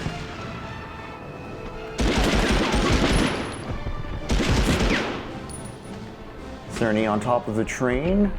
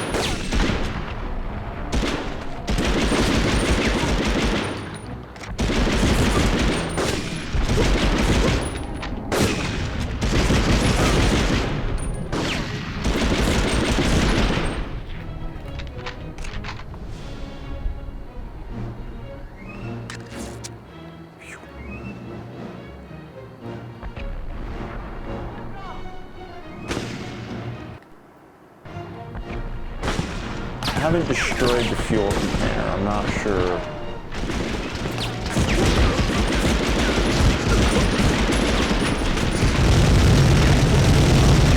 Oh yes, no more self-refuge, just stealth. As Deep9 was kindly highlighting earlier. Not all objectives met. Okay.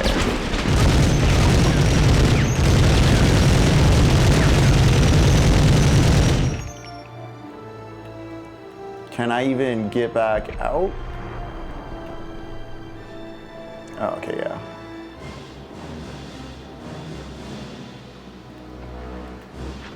$50 cals of stealth. Okay, I missed some fuel tanks back here I got blow up. Let's see.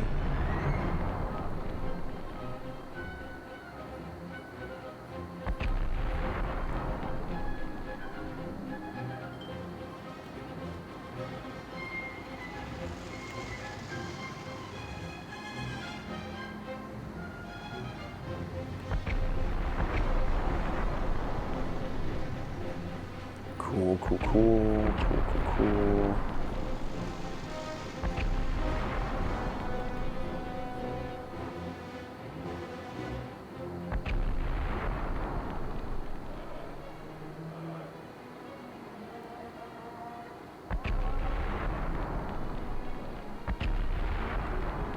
Oh, are these they?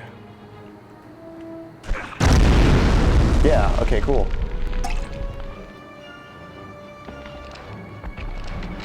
Now we can finally go home. The war is over.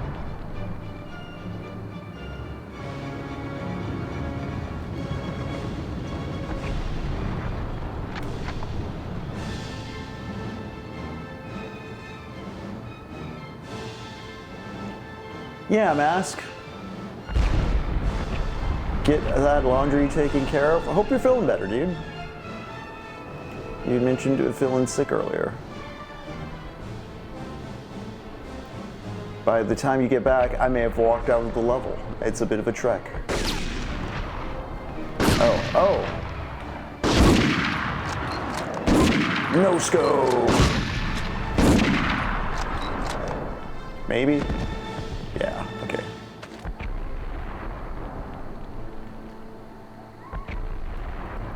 Oh, do I have to drop in?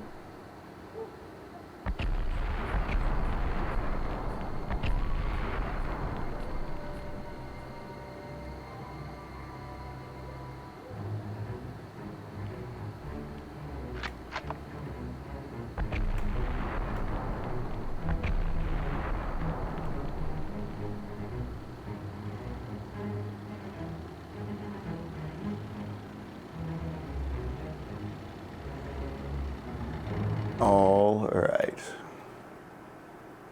Triumph. Keep it up, soldier.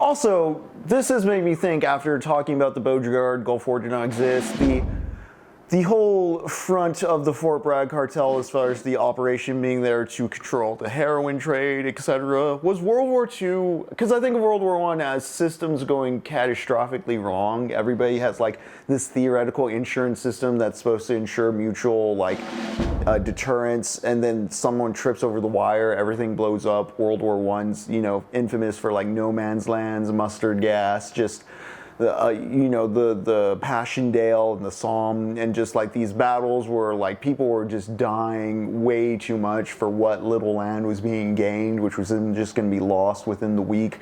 Just complete existential horror is what World War I is. I feel the reason World War II, besides, obviously the whole grandparents, great-grandparents at this point memory, is that was World War II like the time where at least in our historical mythology, in our historical imagination, like war was like working as advertised. Like all these machines of death and destruction we'd been like jerking off and fetishizing over so much were being put to a use that like in some ways could be rationalized as like the greater good, and like we were fighting for what was right, or at least it could be seen or put into that perspective quite easily. More so than, you know, any other time in history when technology was implemented in such a way. Look for the throbbing red boxes to place your demo charges. So as soon as the last one's attached, run for cover.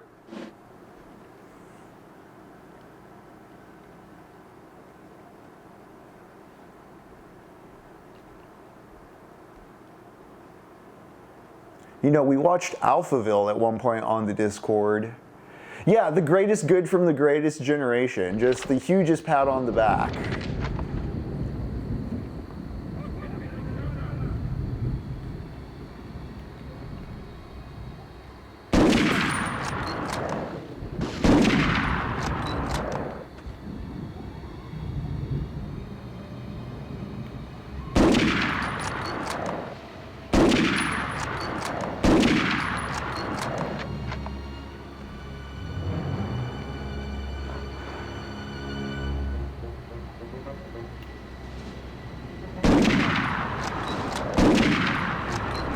Like World War II had the scenarios, it was easiest.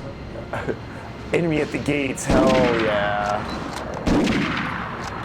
Dudes be rolling. Be running down the train tracks, dropping low. Oh, yeah, yeah. Shit. That man was in pain.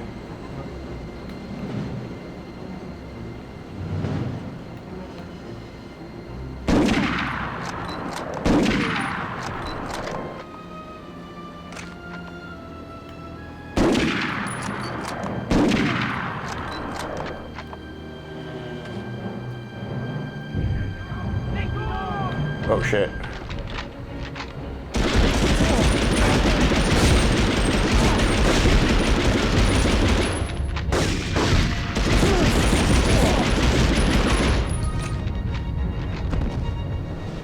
Does that work as a dodge? I was like wiggling there while in aim mode, which is the lean, but I wonder if it physically moves my hitbox in the defensively advantageous way. It felt like maybe, but that might just be me well-wishing in my mind.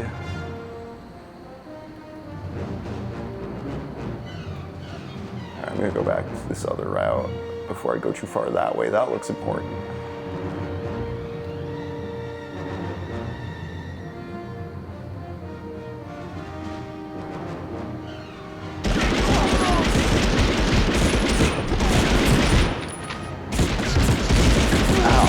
Very powerful gun you're hitting me with.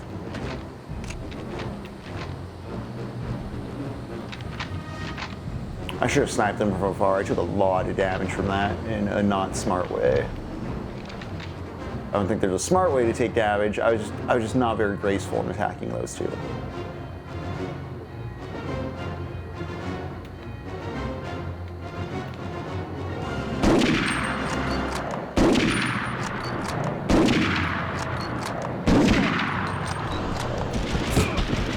Ooh.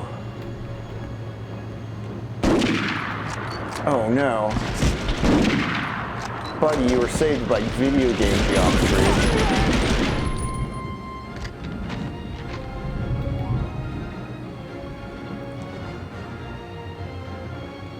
Oh, okay, this is like the end of the line, isn't it?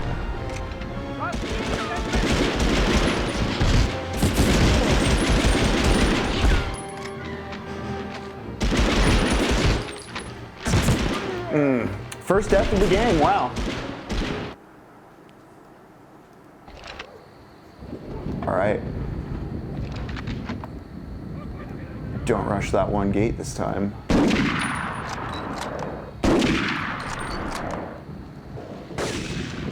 Oh.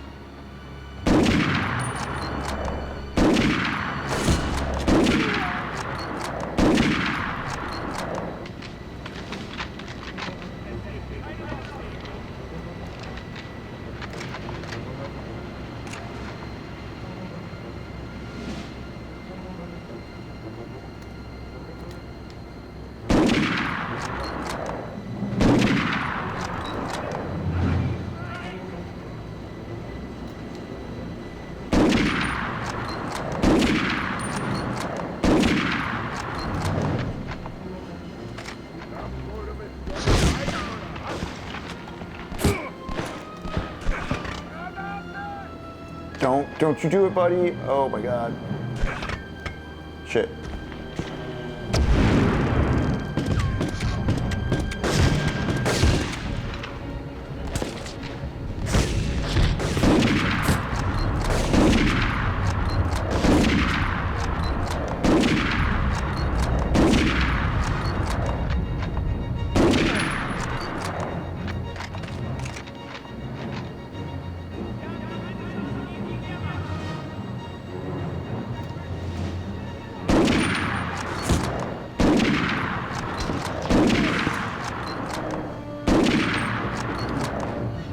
Although if the big train I blow up's over here and I run that way, I might as well just go this way, blow it up, and then get on going back.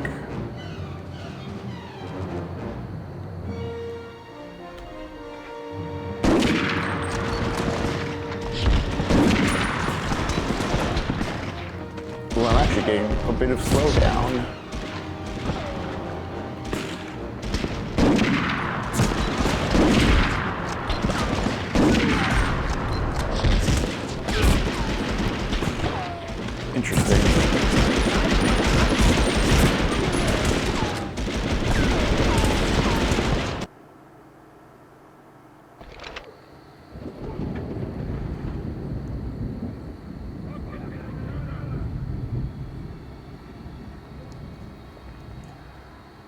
Yeah, America barely took part in World War I, and then World War II, I mean, yeah, there was Pearl Harbor, but like the American mainland wasn't invaded. I think this is a big thing that you see play out post-war in like the uses of cinema, actually. This is why I think there's such a different sensibility of like the use and place of cinema in culture in Europe versus America. While we were playing Death Stranding 2, we were watching The Third Man. That is kind of a movie about like rebuilding out. There's a lot of European cinema that's just kind of interrogating, you know, who we are as a nation, who we are as a continent, what the hell was the war. Cinema verite, Italian neorealism.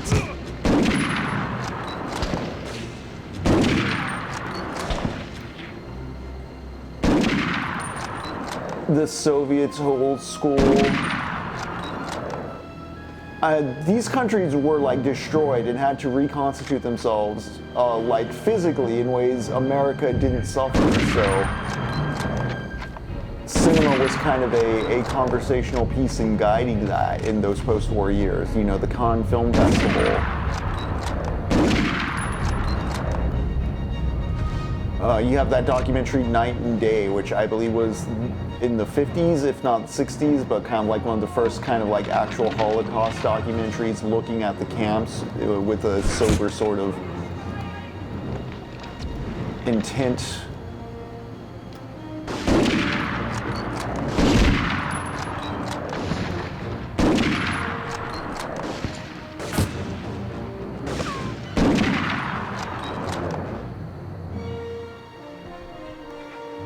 Yeah, Captain Quasar, it's really not until Star Wars that Americans are really like, movies are literally me.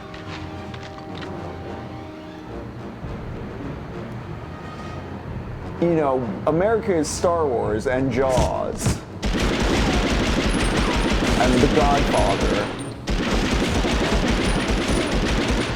In Europe, you have these realist sort of philosophical ponderings and like formal recognized styles. Like there's a metatextual understanding of what the mode of cinema is doing, whereas in America, you know, it's not until the late 70s, early 80s you really start getting that awareness of like, I'm just like Ripley from Aliens, or like Arnold Schwarzenegger is the ideal American and we will all be that, surely.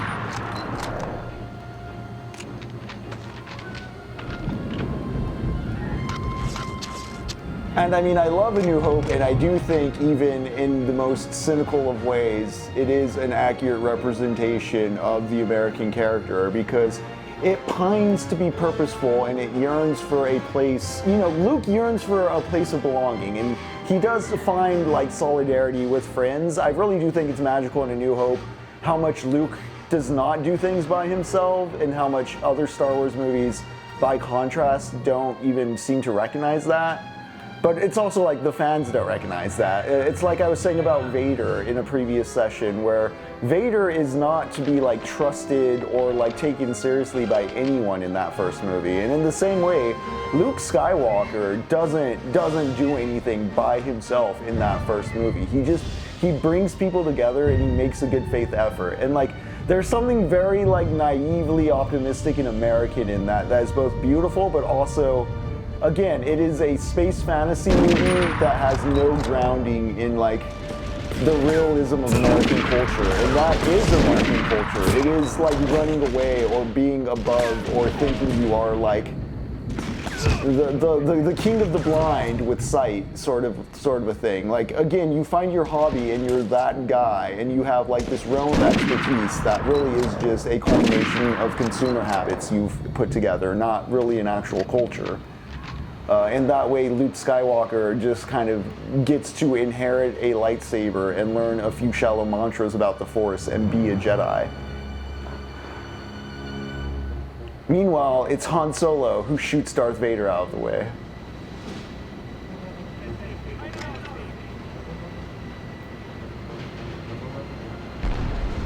Dude doesn't even realize he wants to kiss his own sister.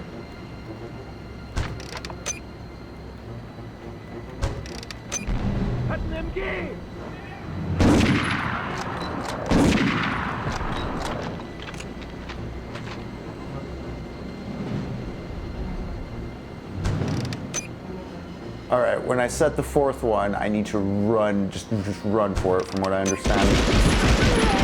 Yep, get out of my way, get out of my way.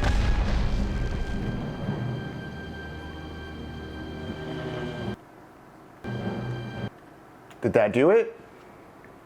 I think so.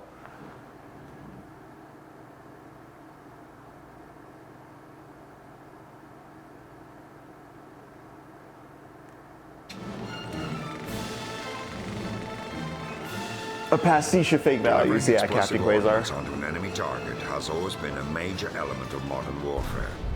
Artillery, tanks, and bombers evolved into lethal extensions of the mighty German war machine. Goering's Luftwaffe, working in tandem with the Wehrmacht's mighty siege guns, smashed across Europe, the Channel, and Britain herself. But tanks could be stopped. He has cultural access to a religion and power. Could be destroyed, and airplanes could be shot from the sky.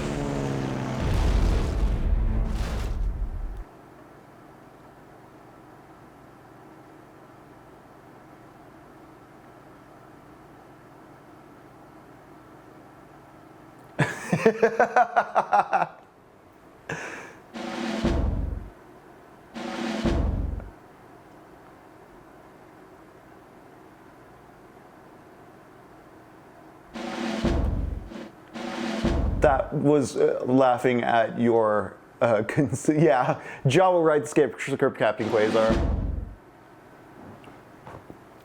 I do plan, once done with the Fort Bragg Cartel, we're going to be reading, I'll just pull it up for a moment here on the full screen so folks can know this deep in if they're still here.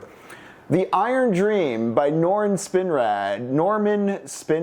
It is an alternate history science fiction novel about what if World War II didn't happen and Hitler became an art student in 1950s America and ended up writing like a best-selling novel that the American public really clicked with. Gee, I wonder why. I've never read it, but I believe it won the Hugo or the Nebula the year it came out. It's from the 70s. But I think what Spinrad's kind of doing there is showing how like regardless of World War II happening or not, American culture is primed to want some dark shit to happen and is horny for it. And maybe even if it hadn't have happened, I mean, I hear the premise and I just think, what, does he write Atlas Shrugged? Same deal, right?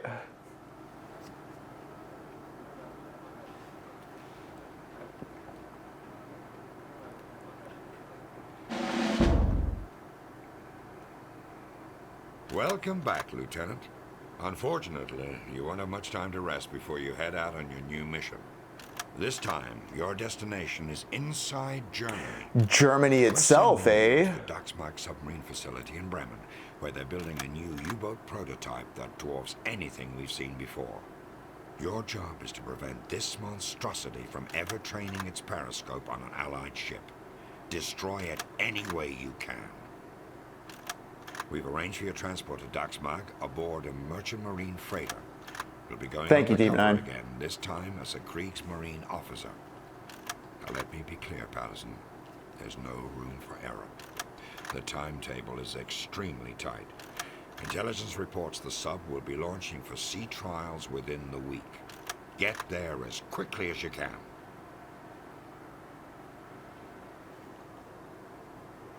Nice work with Greta. Hope the new mission goes well. You'll be shipping out the German freighter Wolfram tomorrow at 1930. Time you'll be undercover as an officer. Another undercover mission. While enlisted, the men will just see the informant salute, so the officers on board all know each other. So be careful when trying to deceive them.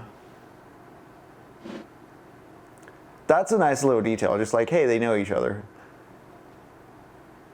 Lay low during the trip to Bremen. Should take about 5 days. You have a lot to do though once you reach the port at Daxmag. Wolfram is one of the largest ships in Germany's merchant marine fleet, so we shouldn't pass up the opportunity to take her out of commission. Act quickly. She's only unloading a few supplies before moving on to the next port.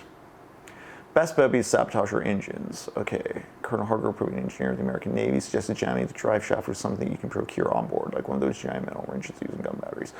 Wherever you find, remember to use the action button once you get down.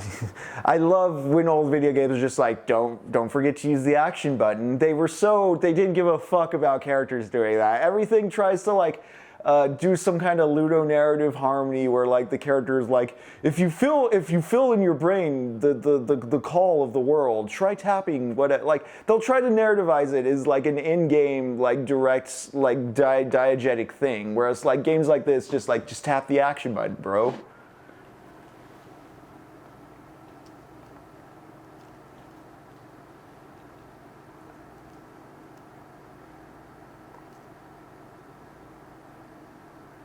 The formal structure of this campaign too, just like, you know, meeting up with the resistance on the shores of France and then going deeper in and having to utilize these stealth elements, and now we're just full on in Germany. Great sense of pacing and economy, just wonderful. Considering, you know, at the time, Uncharted games weren't out, considering what this was not competing with. What's up?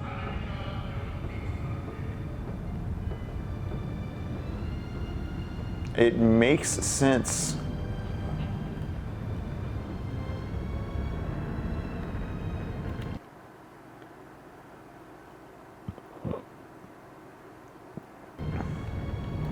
All right, this one's going full Metroid style on me. It's just like... Attention! Shh. Not now, baby boy. Not now.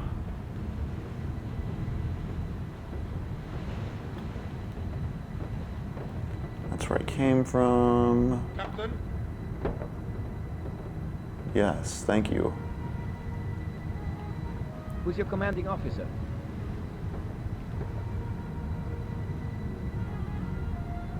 Is he sus? What is your name? You're Billy Patterson.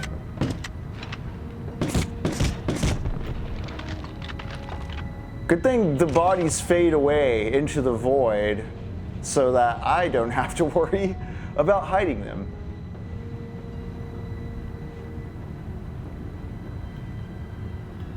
They patched that into dying circa 1973. Forgive me, sir.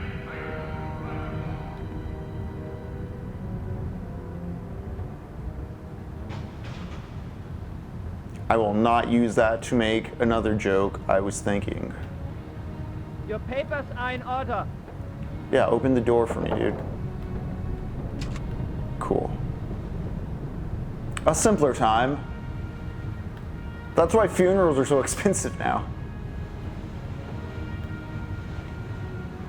Who's your commanding officer? Dude. General Nunya.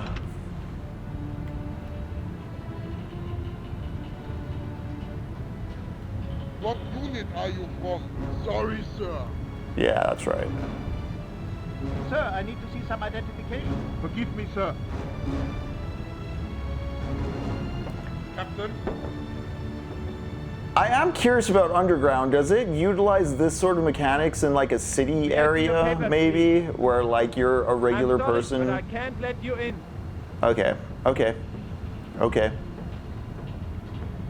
So maybe we'll hop on Underground, depending on how long this turns out to be. Unit are you from? You know how I've been saying consistently throughout this particular block of gaming, there's more books on my mind than military games?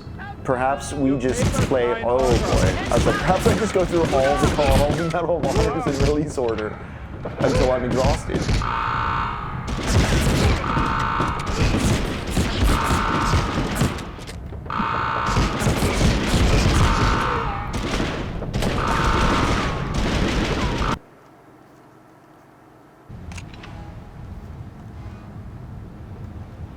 There's like no level checkpoints, are there? Okay.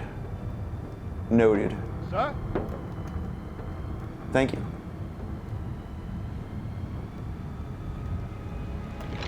Intruder!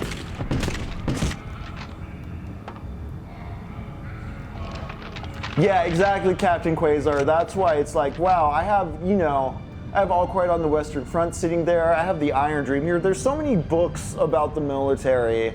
It's interesting because I have like Catch-22. I have the things they carried. I have the Enormous Room.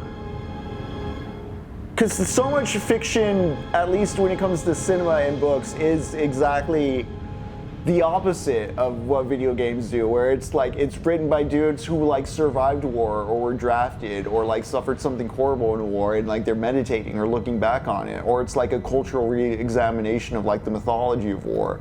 Whereas like so many video games are just like the romanticization played sincere. I've not read From Here to Eternity. I've always heard good things about that film and that book. Hi. It's like a studio classic, I think.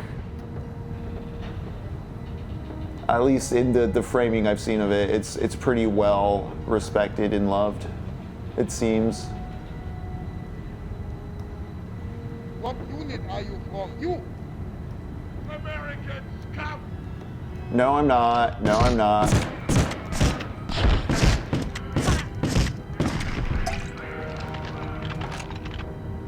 No one saw that?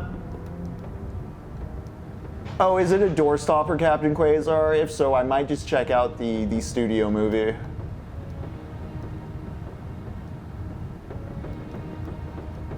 What is your name? You're Jimmy Patterson. No, I'm not.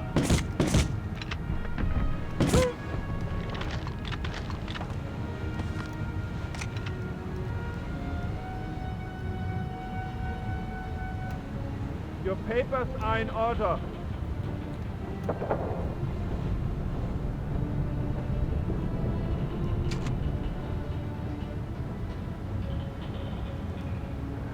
Absolutely on the romanticization, but it's interesting following the trends of we did this together with the world too from when we did this heroically ourselves. That is kind of what's going on with that 90s reevaluation, isn't it, Deep Six? I do think that I do think Deep Nine, sorry. I do think that is in part a sort of want to alleviate the hangover that was Desert Storm.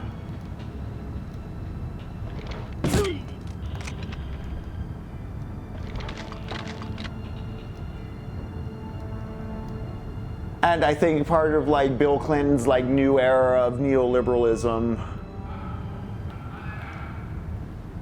and a want to like reframe the American project after the 80s. Ooh, 864 pages is pretty hefty.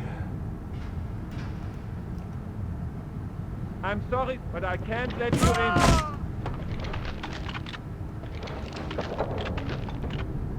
Hello? No, don't.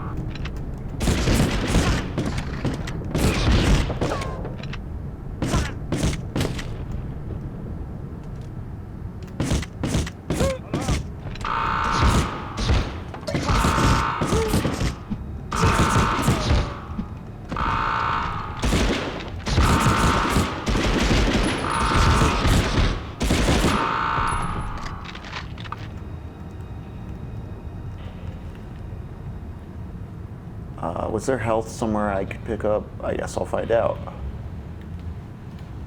Commando Brook. Am I pronouncing that right? I'm bad at enunciating German.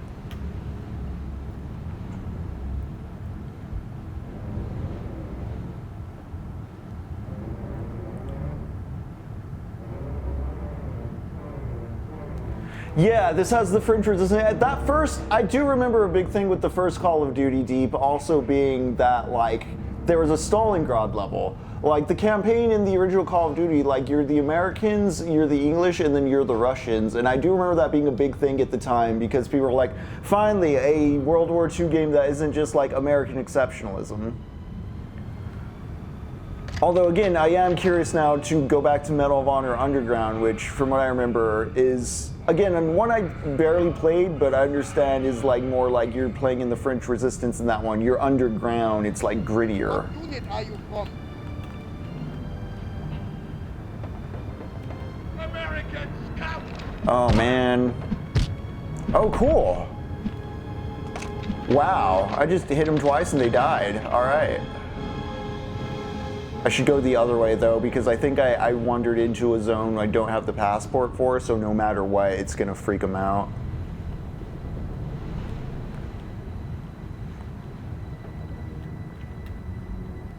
Show me your papers. You're Jimmy Patterson.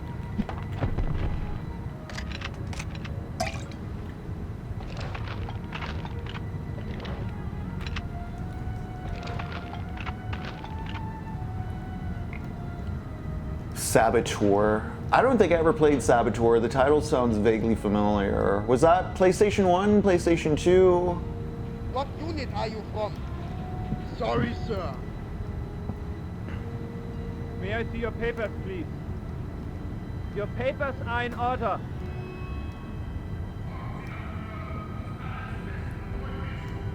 Sir?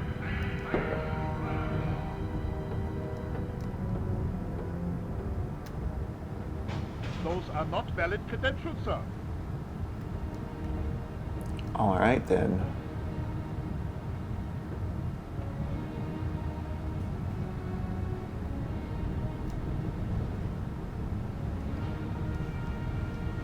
$360. Okay, okay.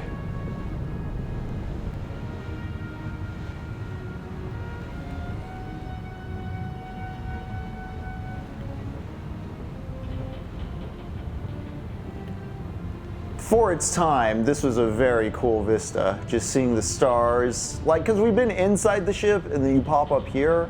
I do remember being wowed by that. Captain?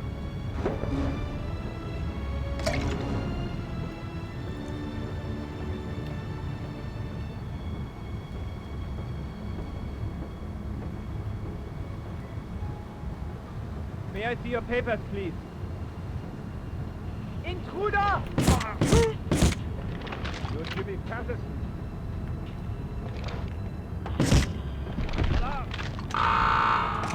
Shit. Where? Who? Alarm!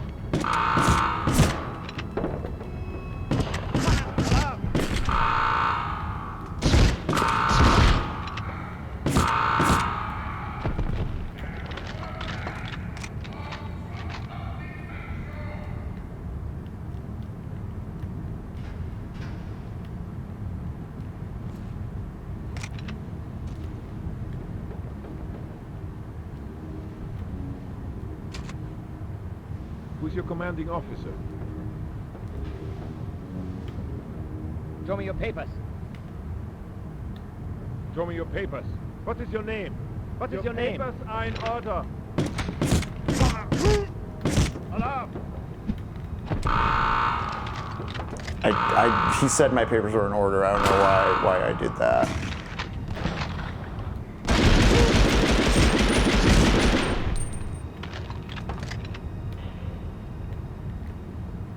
Oh, hey, there we go, the engineering passport. I figured it was on that guy, which is why I did that, even though he said my papers were in order. Show me your medal credentials.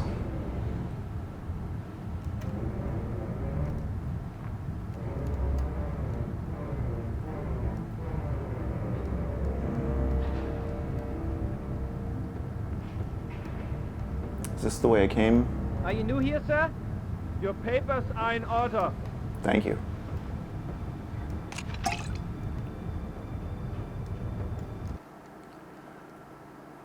Okay, so I need to find a wrench, gain access to engineering. I do feel that that's a lost art too. The way I'm in kind of a semi-open world level and it's about chasing a checklist of like objective guided events, that was very much a style that GoldenEye operated in as well, and seems very much like a for the console sort of structural choice. Like that's a device that shows up in Perfect Dark, Time Splitters, again, like shooters that were made for console, not PC. PC games seem to have a bit more clay to work with, you know, because, you know, a stronger PC than a PS1, of course, obviously. Got that wrench, nice.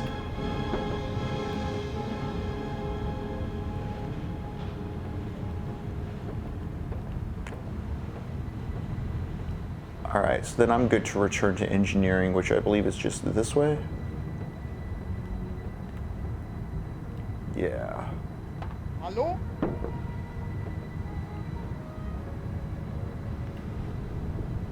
Because earlier, like, yeah, that city level was a bunch of hallways dressed up as, like, city streets, but this is this is built like a ship. This is very cool.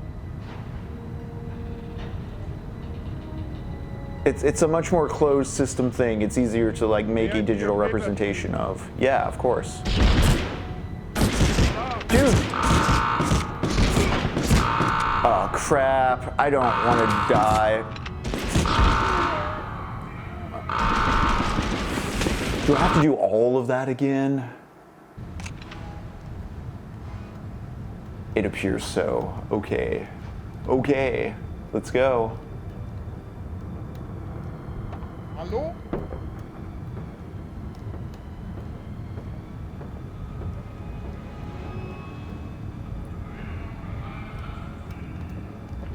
Your papers are in order.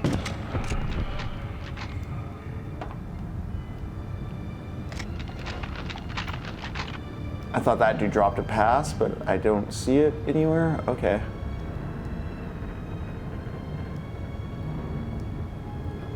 And there's this guy, there's that guy over there.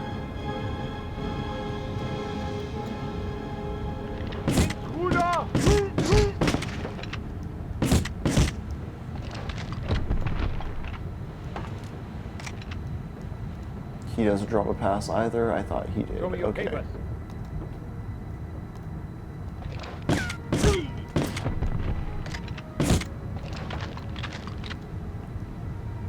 Maybe I just take them all out that way, although I run out of pistol ammo kind of fast. There we go. I guess that dropped from... Okay, old game. I forgive it. Your papers are in order.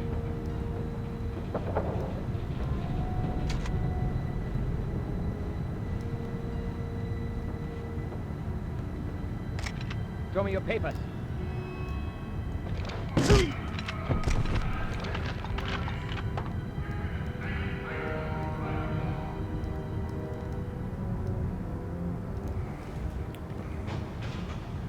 I actually don't need, like, lick every corner beforehand.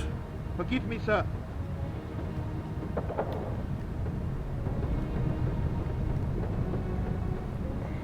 What unit are you from? Sorry, sir. I was tweaking to sus style.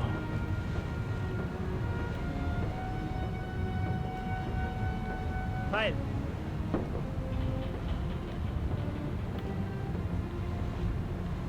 Can I help you find where you are going, sir? Sound the alarm!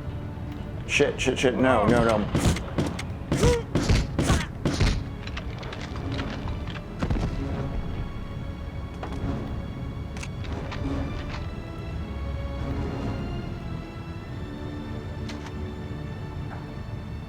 Who's your commanding officer? Who's your commanding officer? What is your name? Sorry, What is your sir. name? What is your name? Alarm!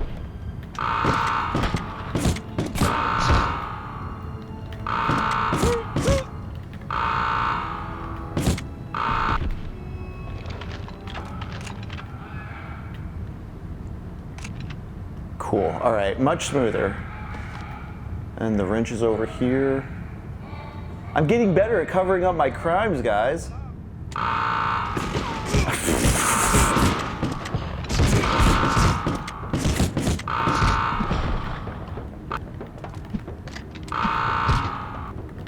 Alarm! Alarm!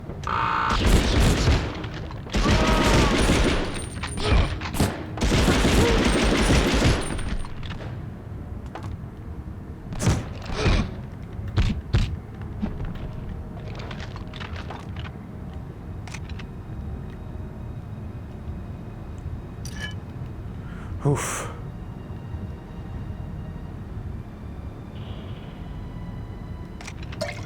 Luckily, yeah, I ran past the health stuff instead of like picking everything up as I went, so maybe I'll be able to recover my health on the run back to engineering.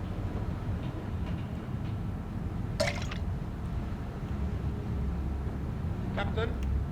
Yes. Don't ask why I'm full of bullet holes and bleeding it out, please. Also, don't go to the bridge. Can I help you find where you are going, sir? Forgive me, sir.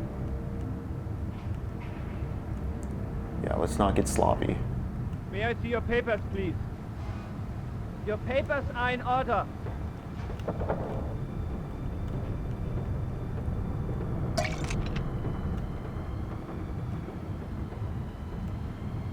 May I see your papers, please? Your papers are in order.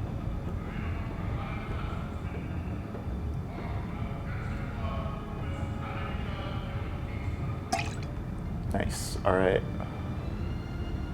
Who are you? It won't happen again. May I see your papers, please? Your papers are in order. I think when I died last time, I ran too fast past one of them, huh? Forgive me, sir. We've done it. We found our way into engineering. Can I help you find where you are going, sir? Forgive me, sir.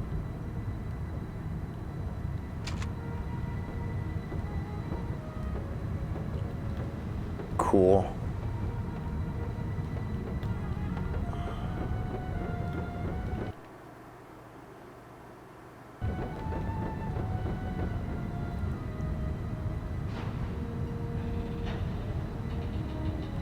This is the cargo hold. Oh, Sir, what? I need to see some identification.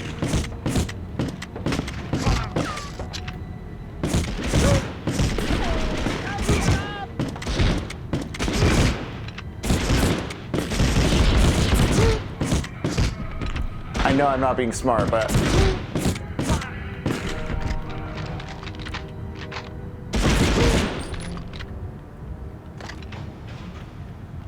I'm hoping that cleared the route for later, or might make later easier. Because that guy just started firing at me. That guy saw none of that. Cool. All right. Awesome.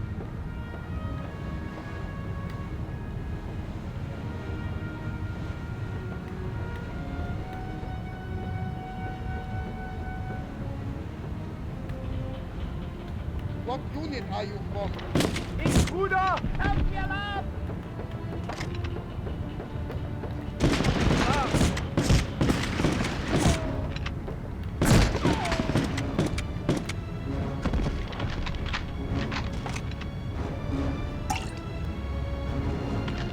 Alarm!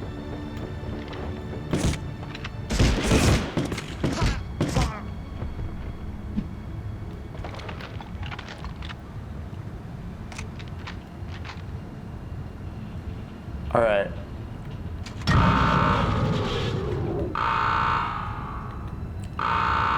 Now I'm gonna run for it, right? Out the cargo hold. Or is that what down here is?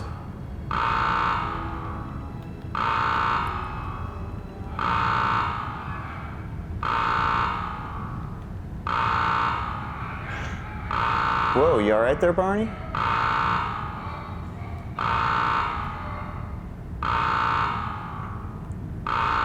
Or is the cargo hold where I started?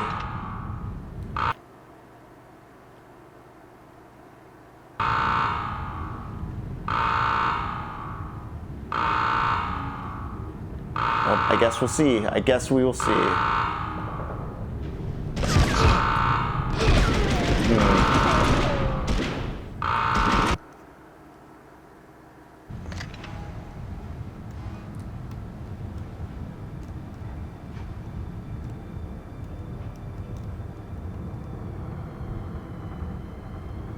Hallo?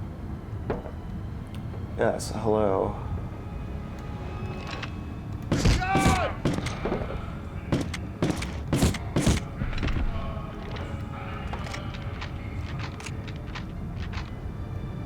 So I don't need to go after this guy. Yeah. I'm just being cruel when I do that. I really need to be going after, I think, this guy. Who's your commanding officer? Yeah. Okay.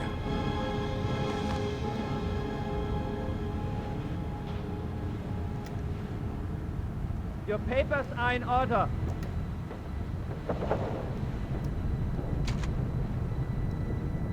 And then is it the guy in here? Yeah. Who's your commanding officer?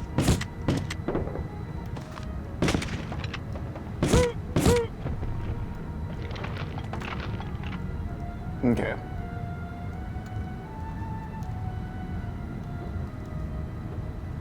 A canceled PS2 Trigun game. Forgive me, sir.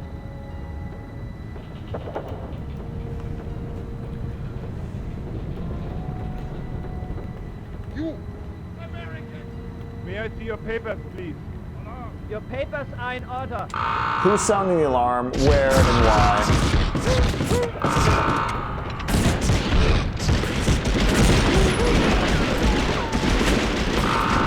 How did that happen?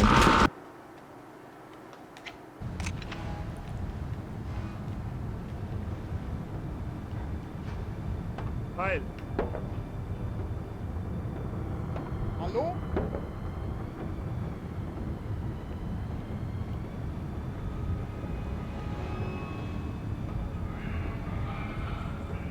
Show me your papers. Oh, I don't like this already. What is your name? You're Jimmy Patterson. Alarm!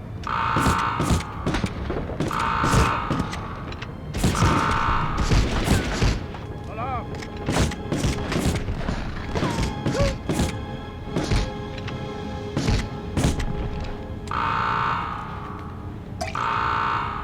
No?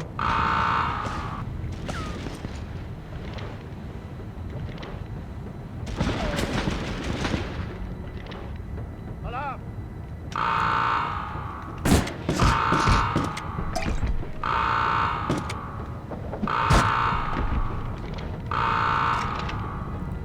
Who's shooting at me and why?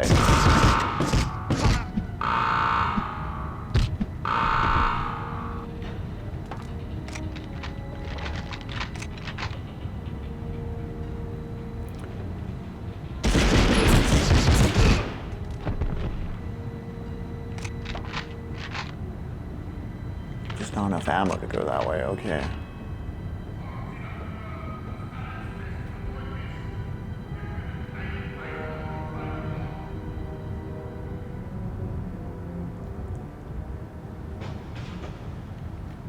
Show me your papers. You're Jimmy Patterson.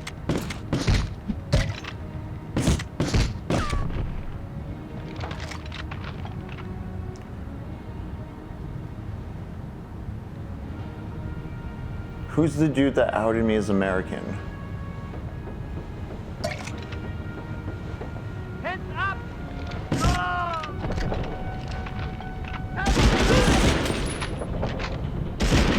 Alarm! No!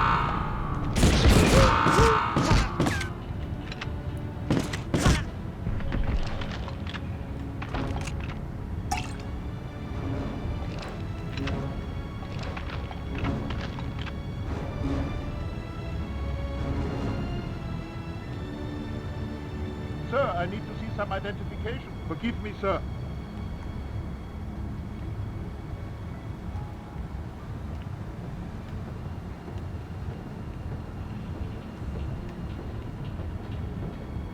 Captain?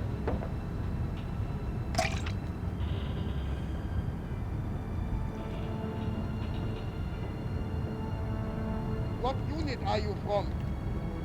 Sorry, sir.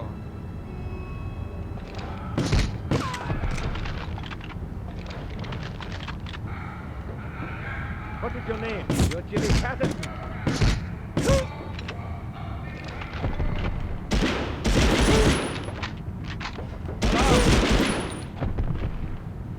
Don't touch that dial.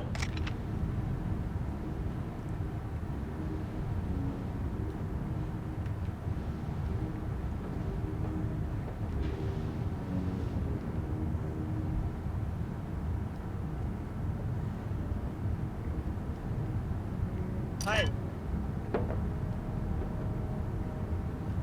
What unit are you from? Sorry, sir.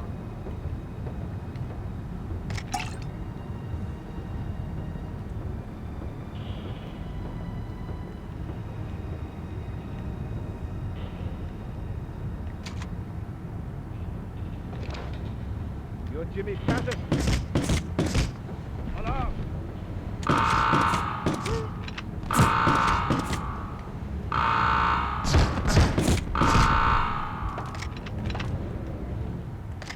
Yeah, he was crawling on the ground shooting at me. That was nice. And dramatic. A little flair of character. Okay, let's not screw this up this time. Sir? Thank you. Thank you for the respect. What unit are you from? Sorry, sir.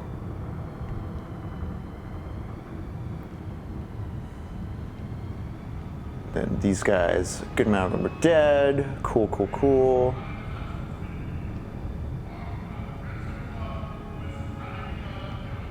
Your papers are in order. Forgive me, sir. Sir?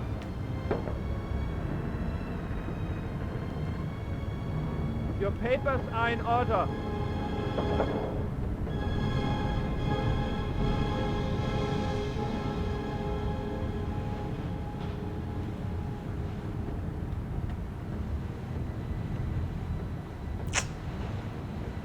Gang, be honest. Intruder! Alarm! Alarm!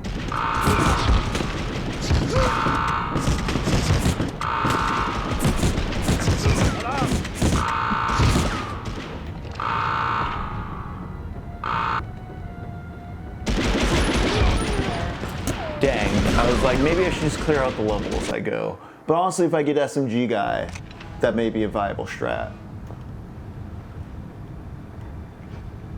Hello?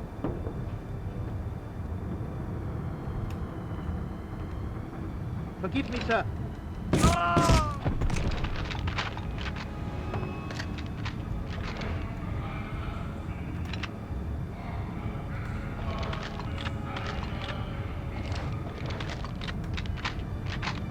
Barely any ammo for that SMG though. Okay.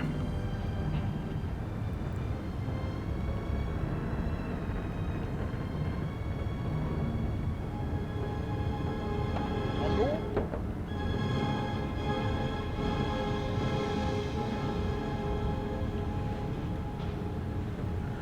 I'm gonna be patient. I'm gonna wait for that dude to walk his route. That way I can kill the card holder without getting caught.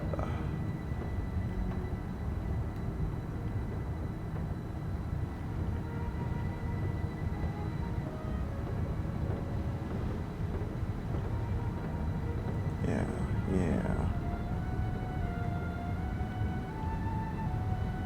Who's your commanding officer? What is your name? You're Jimmy Patterson.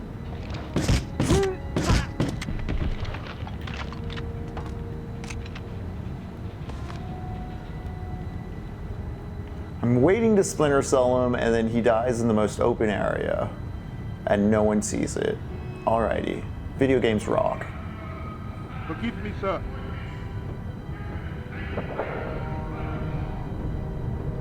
Right? I don't get it either, Deep, but you know what? You're Jimmy Patterson.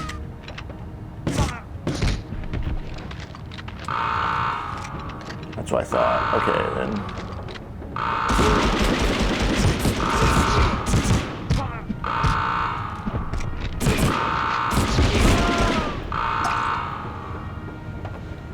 the alarm? Where's the alarm so I can shut it down? Dang.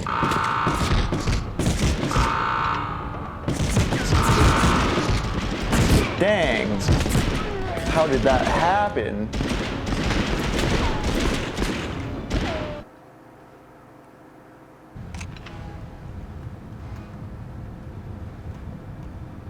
Exactly, 3-2. Hi. Hallo? Who's your commanding officer? You're Jimmy Patterson. Alarm!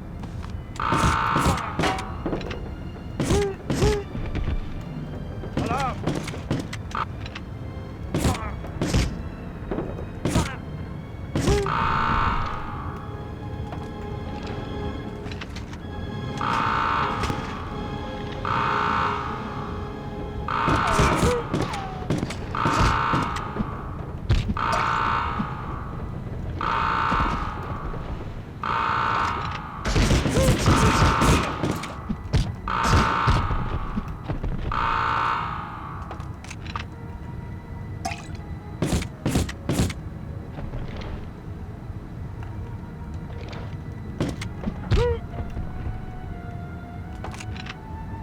Yeah, I'm just gonna beat everyone with my gun.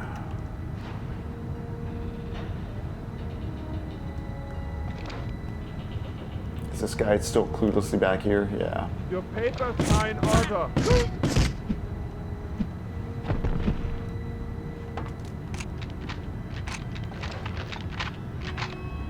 Yeah, because you don't, yeah, they intentionally don't give you enough ammo, of course. They want you to do it stealth, but frustrating when it's like you got an SMG clip and you got 7 SMG bullets out that clip. What is that?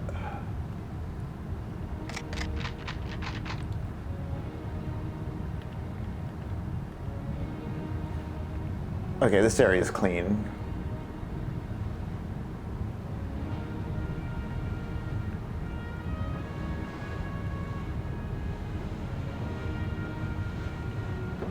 What is your name? What is your name? What is your name? You're Jimmy Patterson.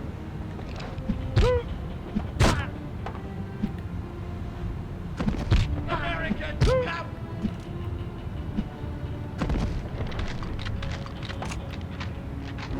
Did I get him fast enough?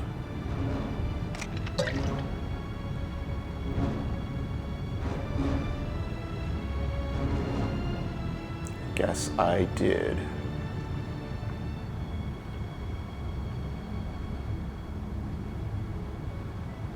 Sir, I need to see some identification. Forgive me, sir. Sir? Okay, okay, okay.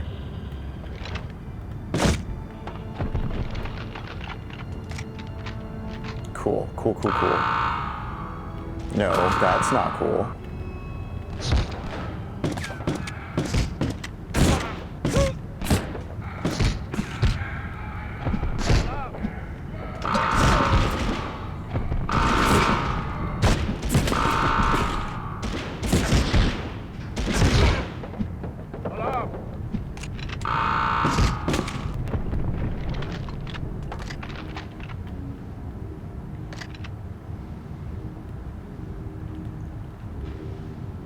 All right, all right, all right.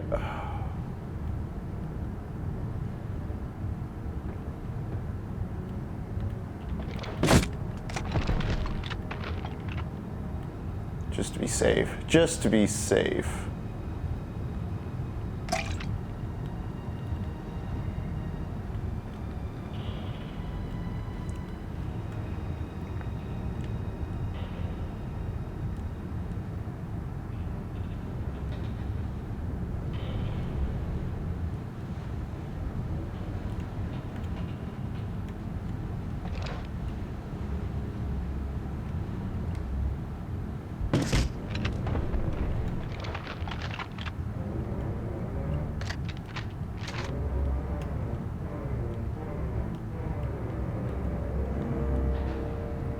All right, let's get back to the proper route.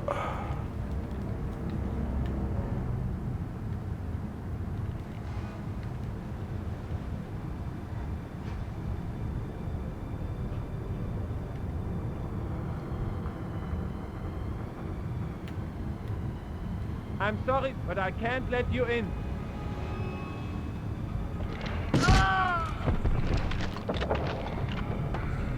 Alarm!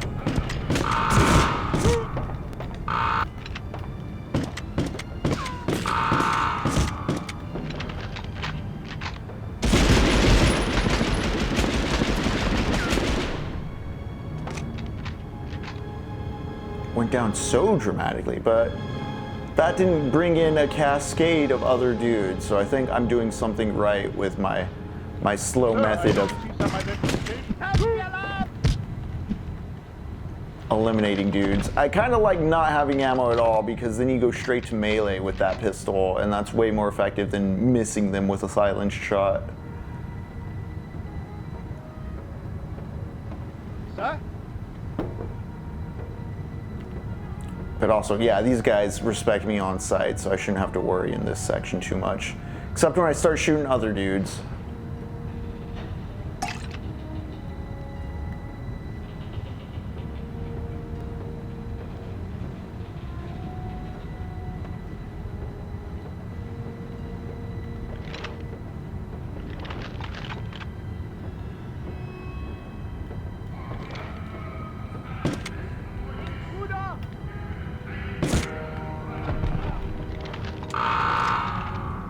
Oh, who saw that? What? What?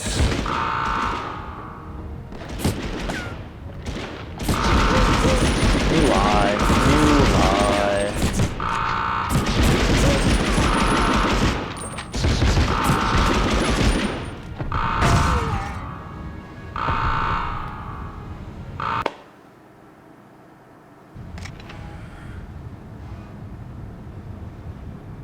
Yeah, I'm thinking the same thing Deep Nine is. Prey 2012 is one of the few games I can think of from a Native American with a Native American protagonist.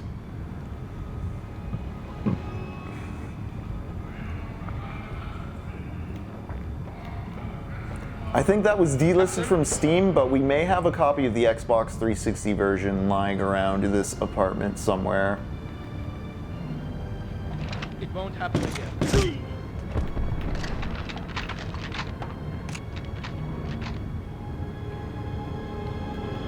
Captain? Yes, stand and salute.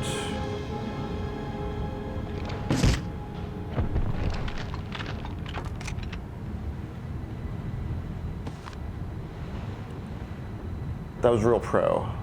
Real proud of myself for that one. Your papers are in order. It's this next zone that I don't dig. Yeah, the promenade. This area sucks. This area is where all my problems begin and end with this game. Who's your commanding officer? Is anyone gonna see that?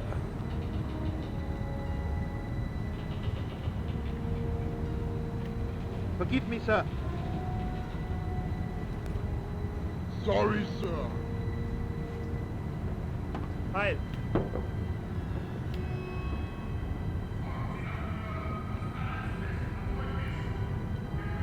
Who are you?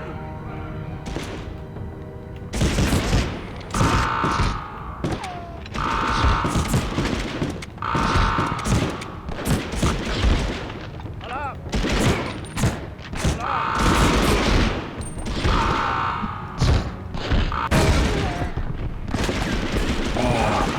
Okay. I don't want to quit. I feel like it's such a finicky tightrope, but it is a tightrope I can walk. We're gonna go past time, but we're also flying solo tonight, and Barney seems very settled in and not in need of any sort of walk or distraction. Give me your SMG, dude. Heil. We are under ideal conditions for this, so we will trudge forward. Who's your commanding officer? This gun?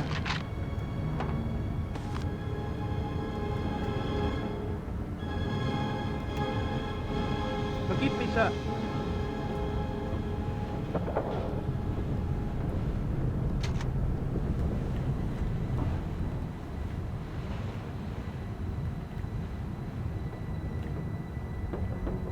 What is your name? Like, did that get spotted?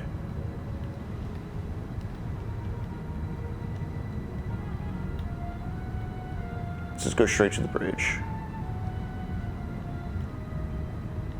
That guy sometimes triggers as like, you're an American. Also, there's... Sorry, sir. Yeah, you.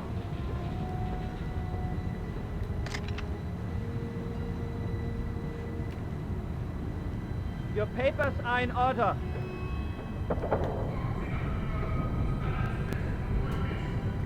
Bridge man. It won't happen again.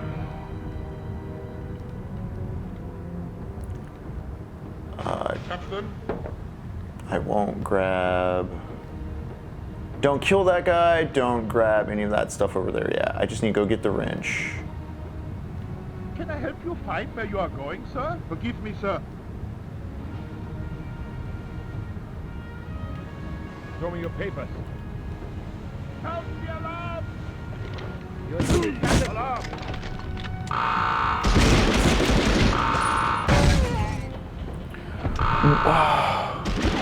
Why are the alarms blowing up when I go for them? Did I fail so many times I trigger like an extra hard mode? What's up with that? Sir?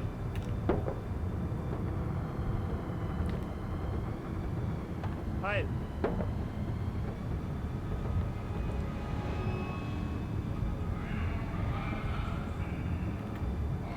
Sorry, sir.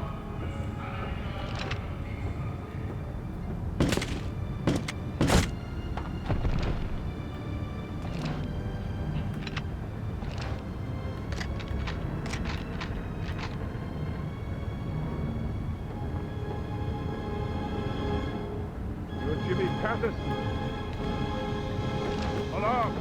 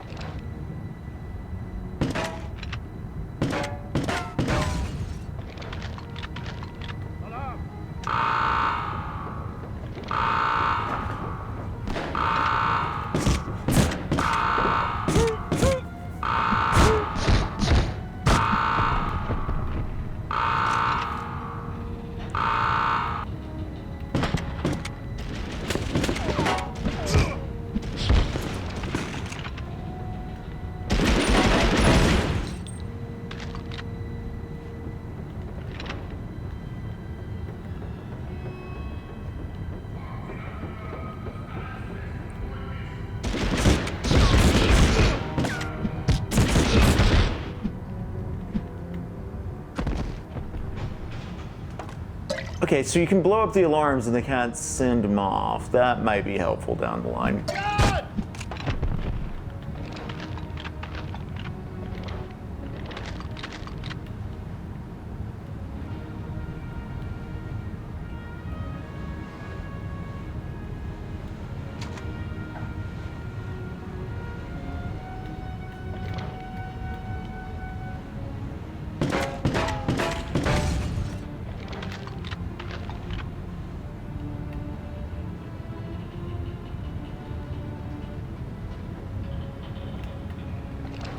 You're Jimmy Patterson.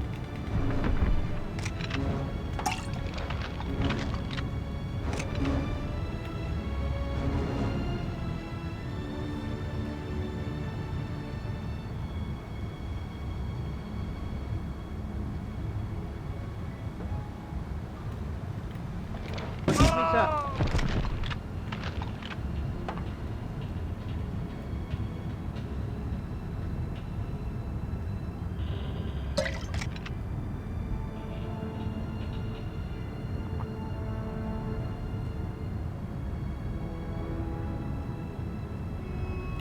What unit are you from?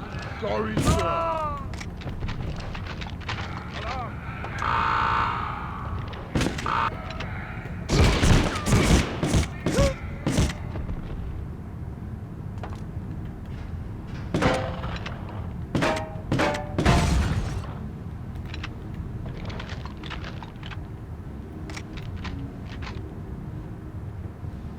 Sir?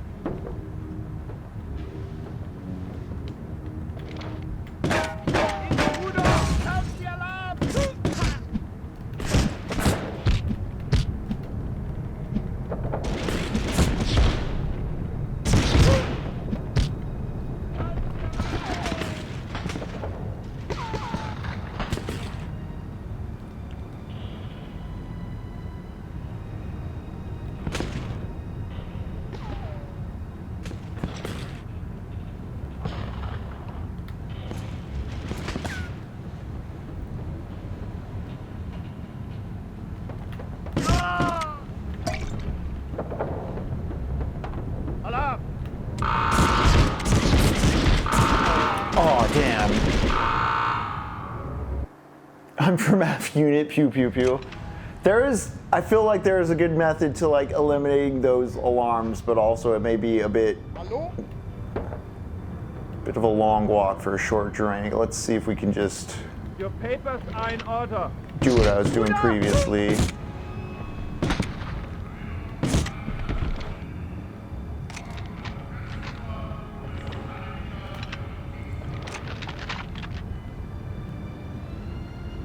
Sir?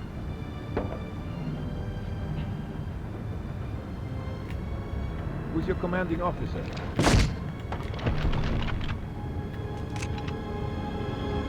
Because there's no crosshair, you have to kind of wing it blind. It is really satisfying whenever you pop off that one hit. I tell you what. Forgive me, sir.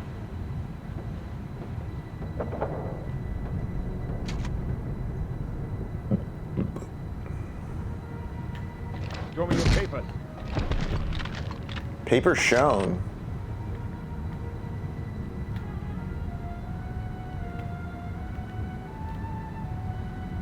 What unit are you from? Sorry, sir.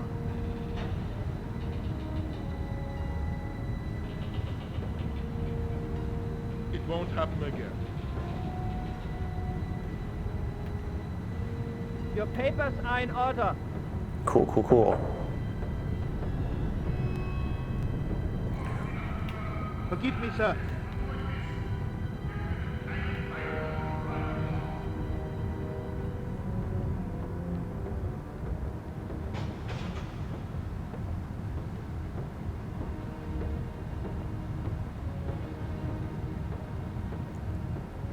Okay, this is where I start getting scared because there's a dude I don't quite know who knows Hallo? you're American if you don't do things like that. Triggered something last time. I'm worried it triggered something this time. It has not. That guy. Okay, we'll wait for that guy to get somewhere where I can pounce on him.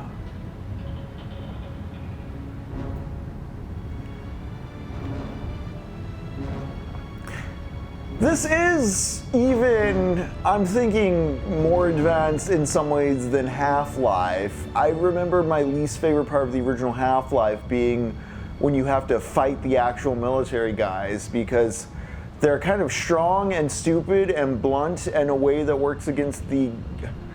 Half-Life's not a bad game. I'm not saying this makes Half-Life a bad game, but those soldiers, they go counter to a lot of like the other sort of passive or more like naturalistic like creatures sort of enemies you have to deal with or navigate around in that game, whereas the soldiers are these blunt force knives stabbing at you. And the way they're programmed is very aggressive in old school video game Monster, whereas like these humans feel somewhat stupid, inhuman, and it's like, oh no, I have to deal with like actually deceiving a person. Okay, I'm gonna try something controversial.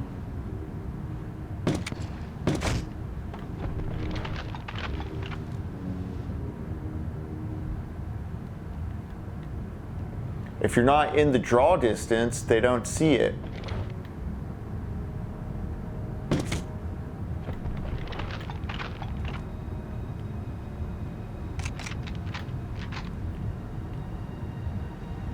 This guy's a regular, right? Who are you? God!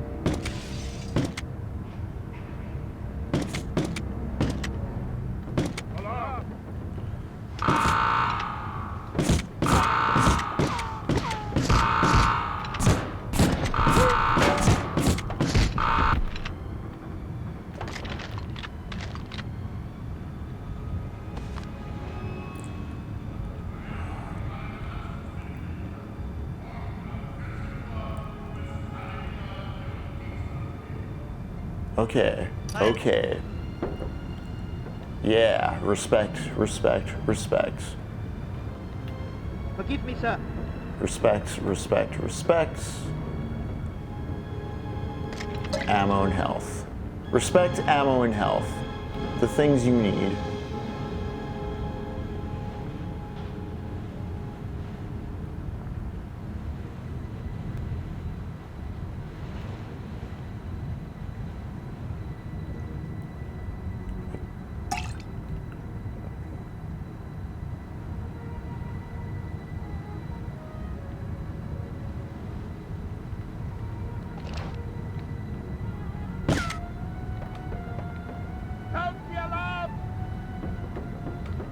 Damn it, no.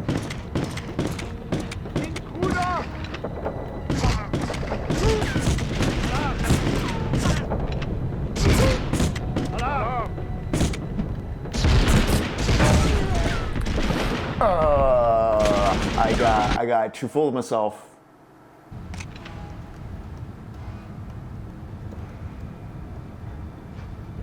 Heil.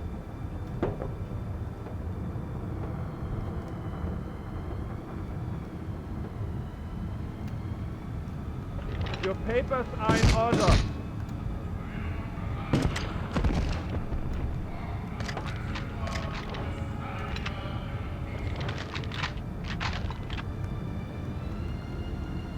Captain?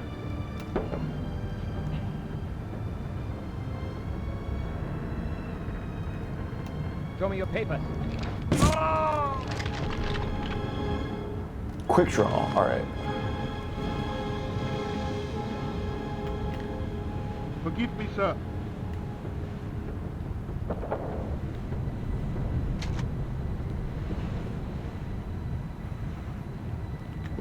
Who's your commanding officer? Quick draw.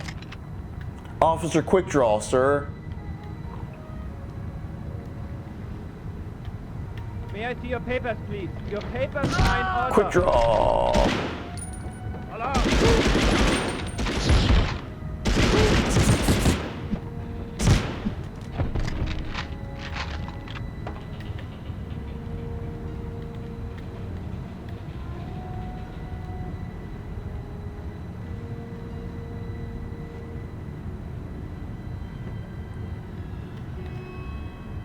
Forgive me, sir.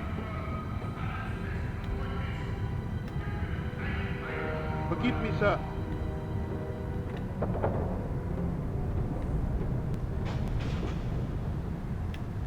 Your papers are in order.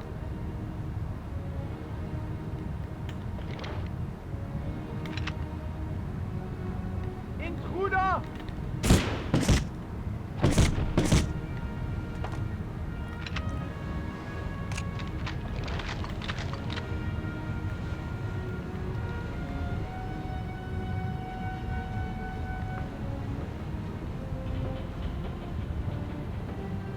Sir?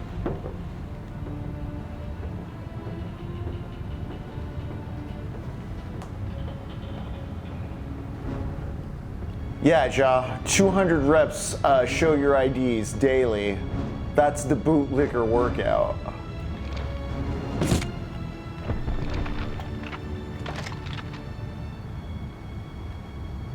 It's a diet of tough leather and shoestring.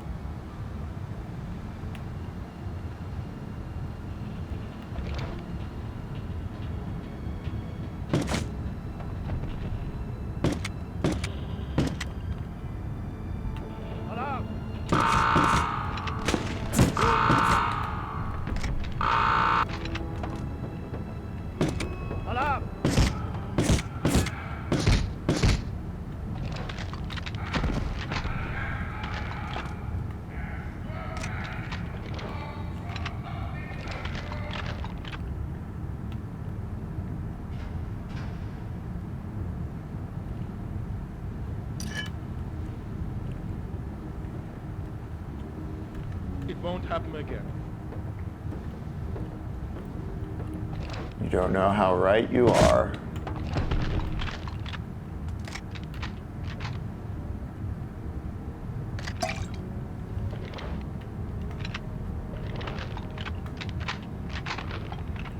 On one hand, it's mean to shoot people in the back of the head. On the other hand, if we're this deep into the operation and these dudes have been so dedicated to the Nazi project that they get to be on this boat, I'm sure God will sort it out just fine.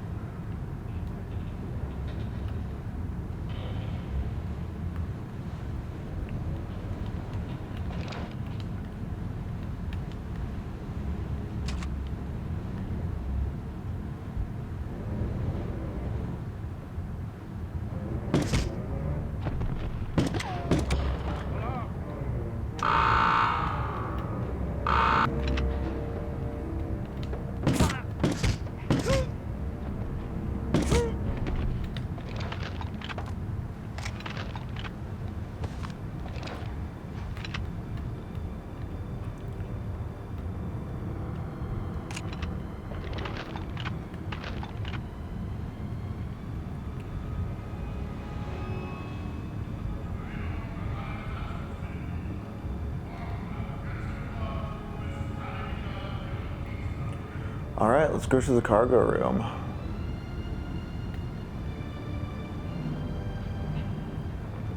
Let me do more of my stealth head takeouts.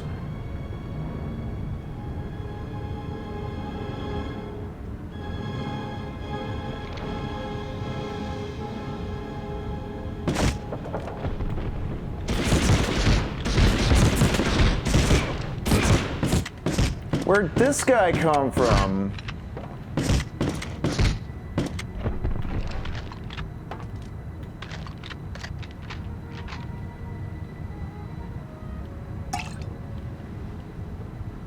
Kind of messed up of you video games to just do that to me, but... What unit are you from?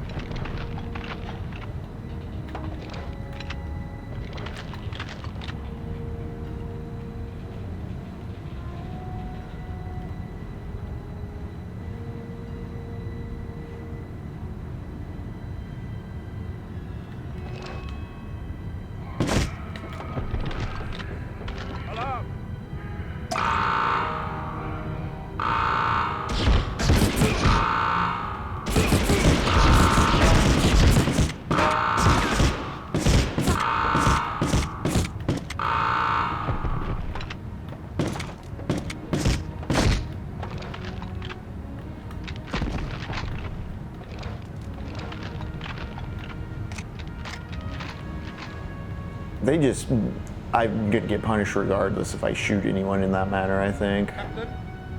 Thank you. Thank you for your recognition. Thank you for your recognition.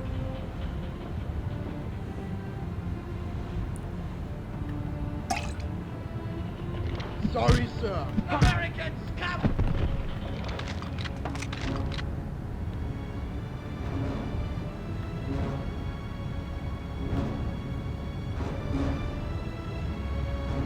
No health over here, no health over here.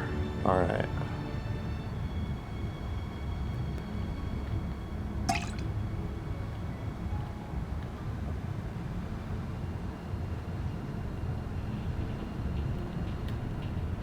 Okay, I need to go back to engineering. I got the wrench, right?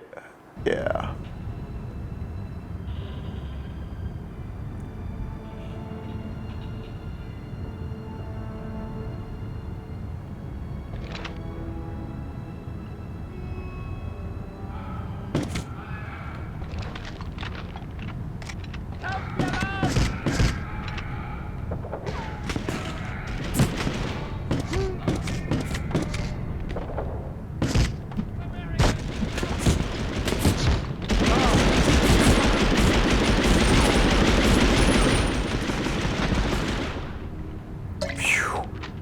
That was a close one.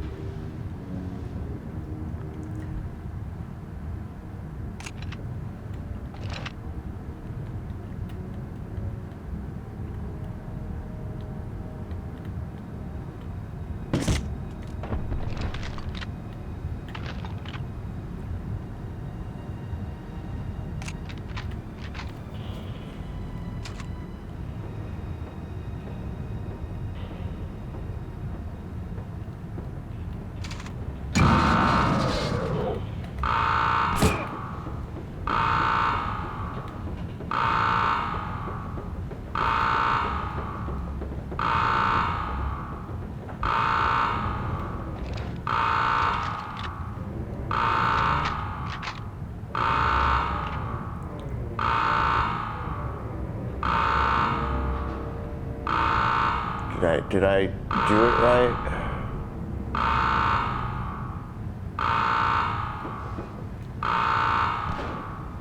This is the cargo bay, right? This is the right spot? No? Shit, okay, where do I go then? Is the other area of the cargo bay?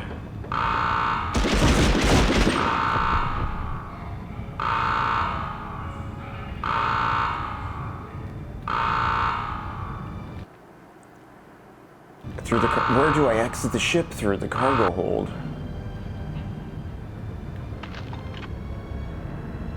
Fascinating. Okay. I thought it was one of those run back to the start of the level things, but...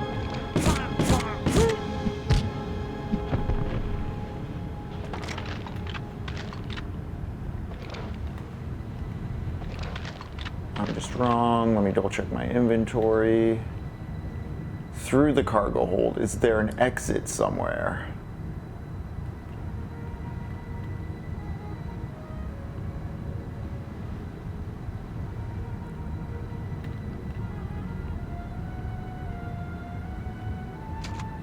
Oh, okay.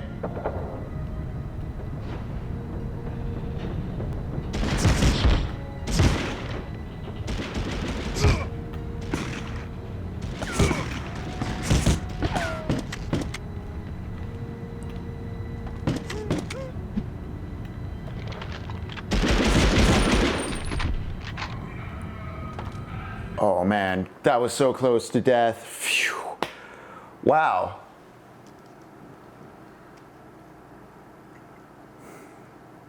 To the 7 viewers I still see here, thank you for hanging through that. What an intense level that was. I was just an average playthrough.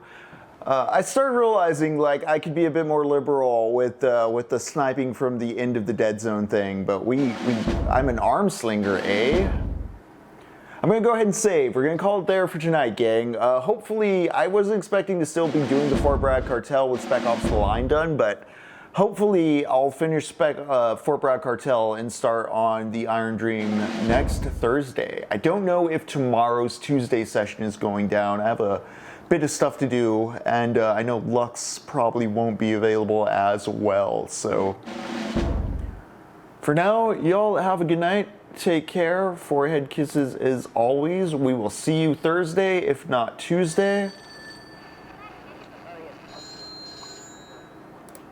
Have a good night, y'all.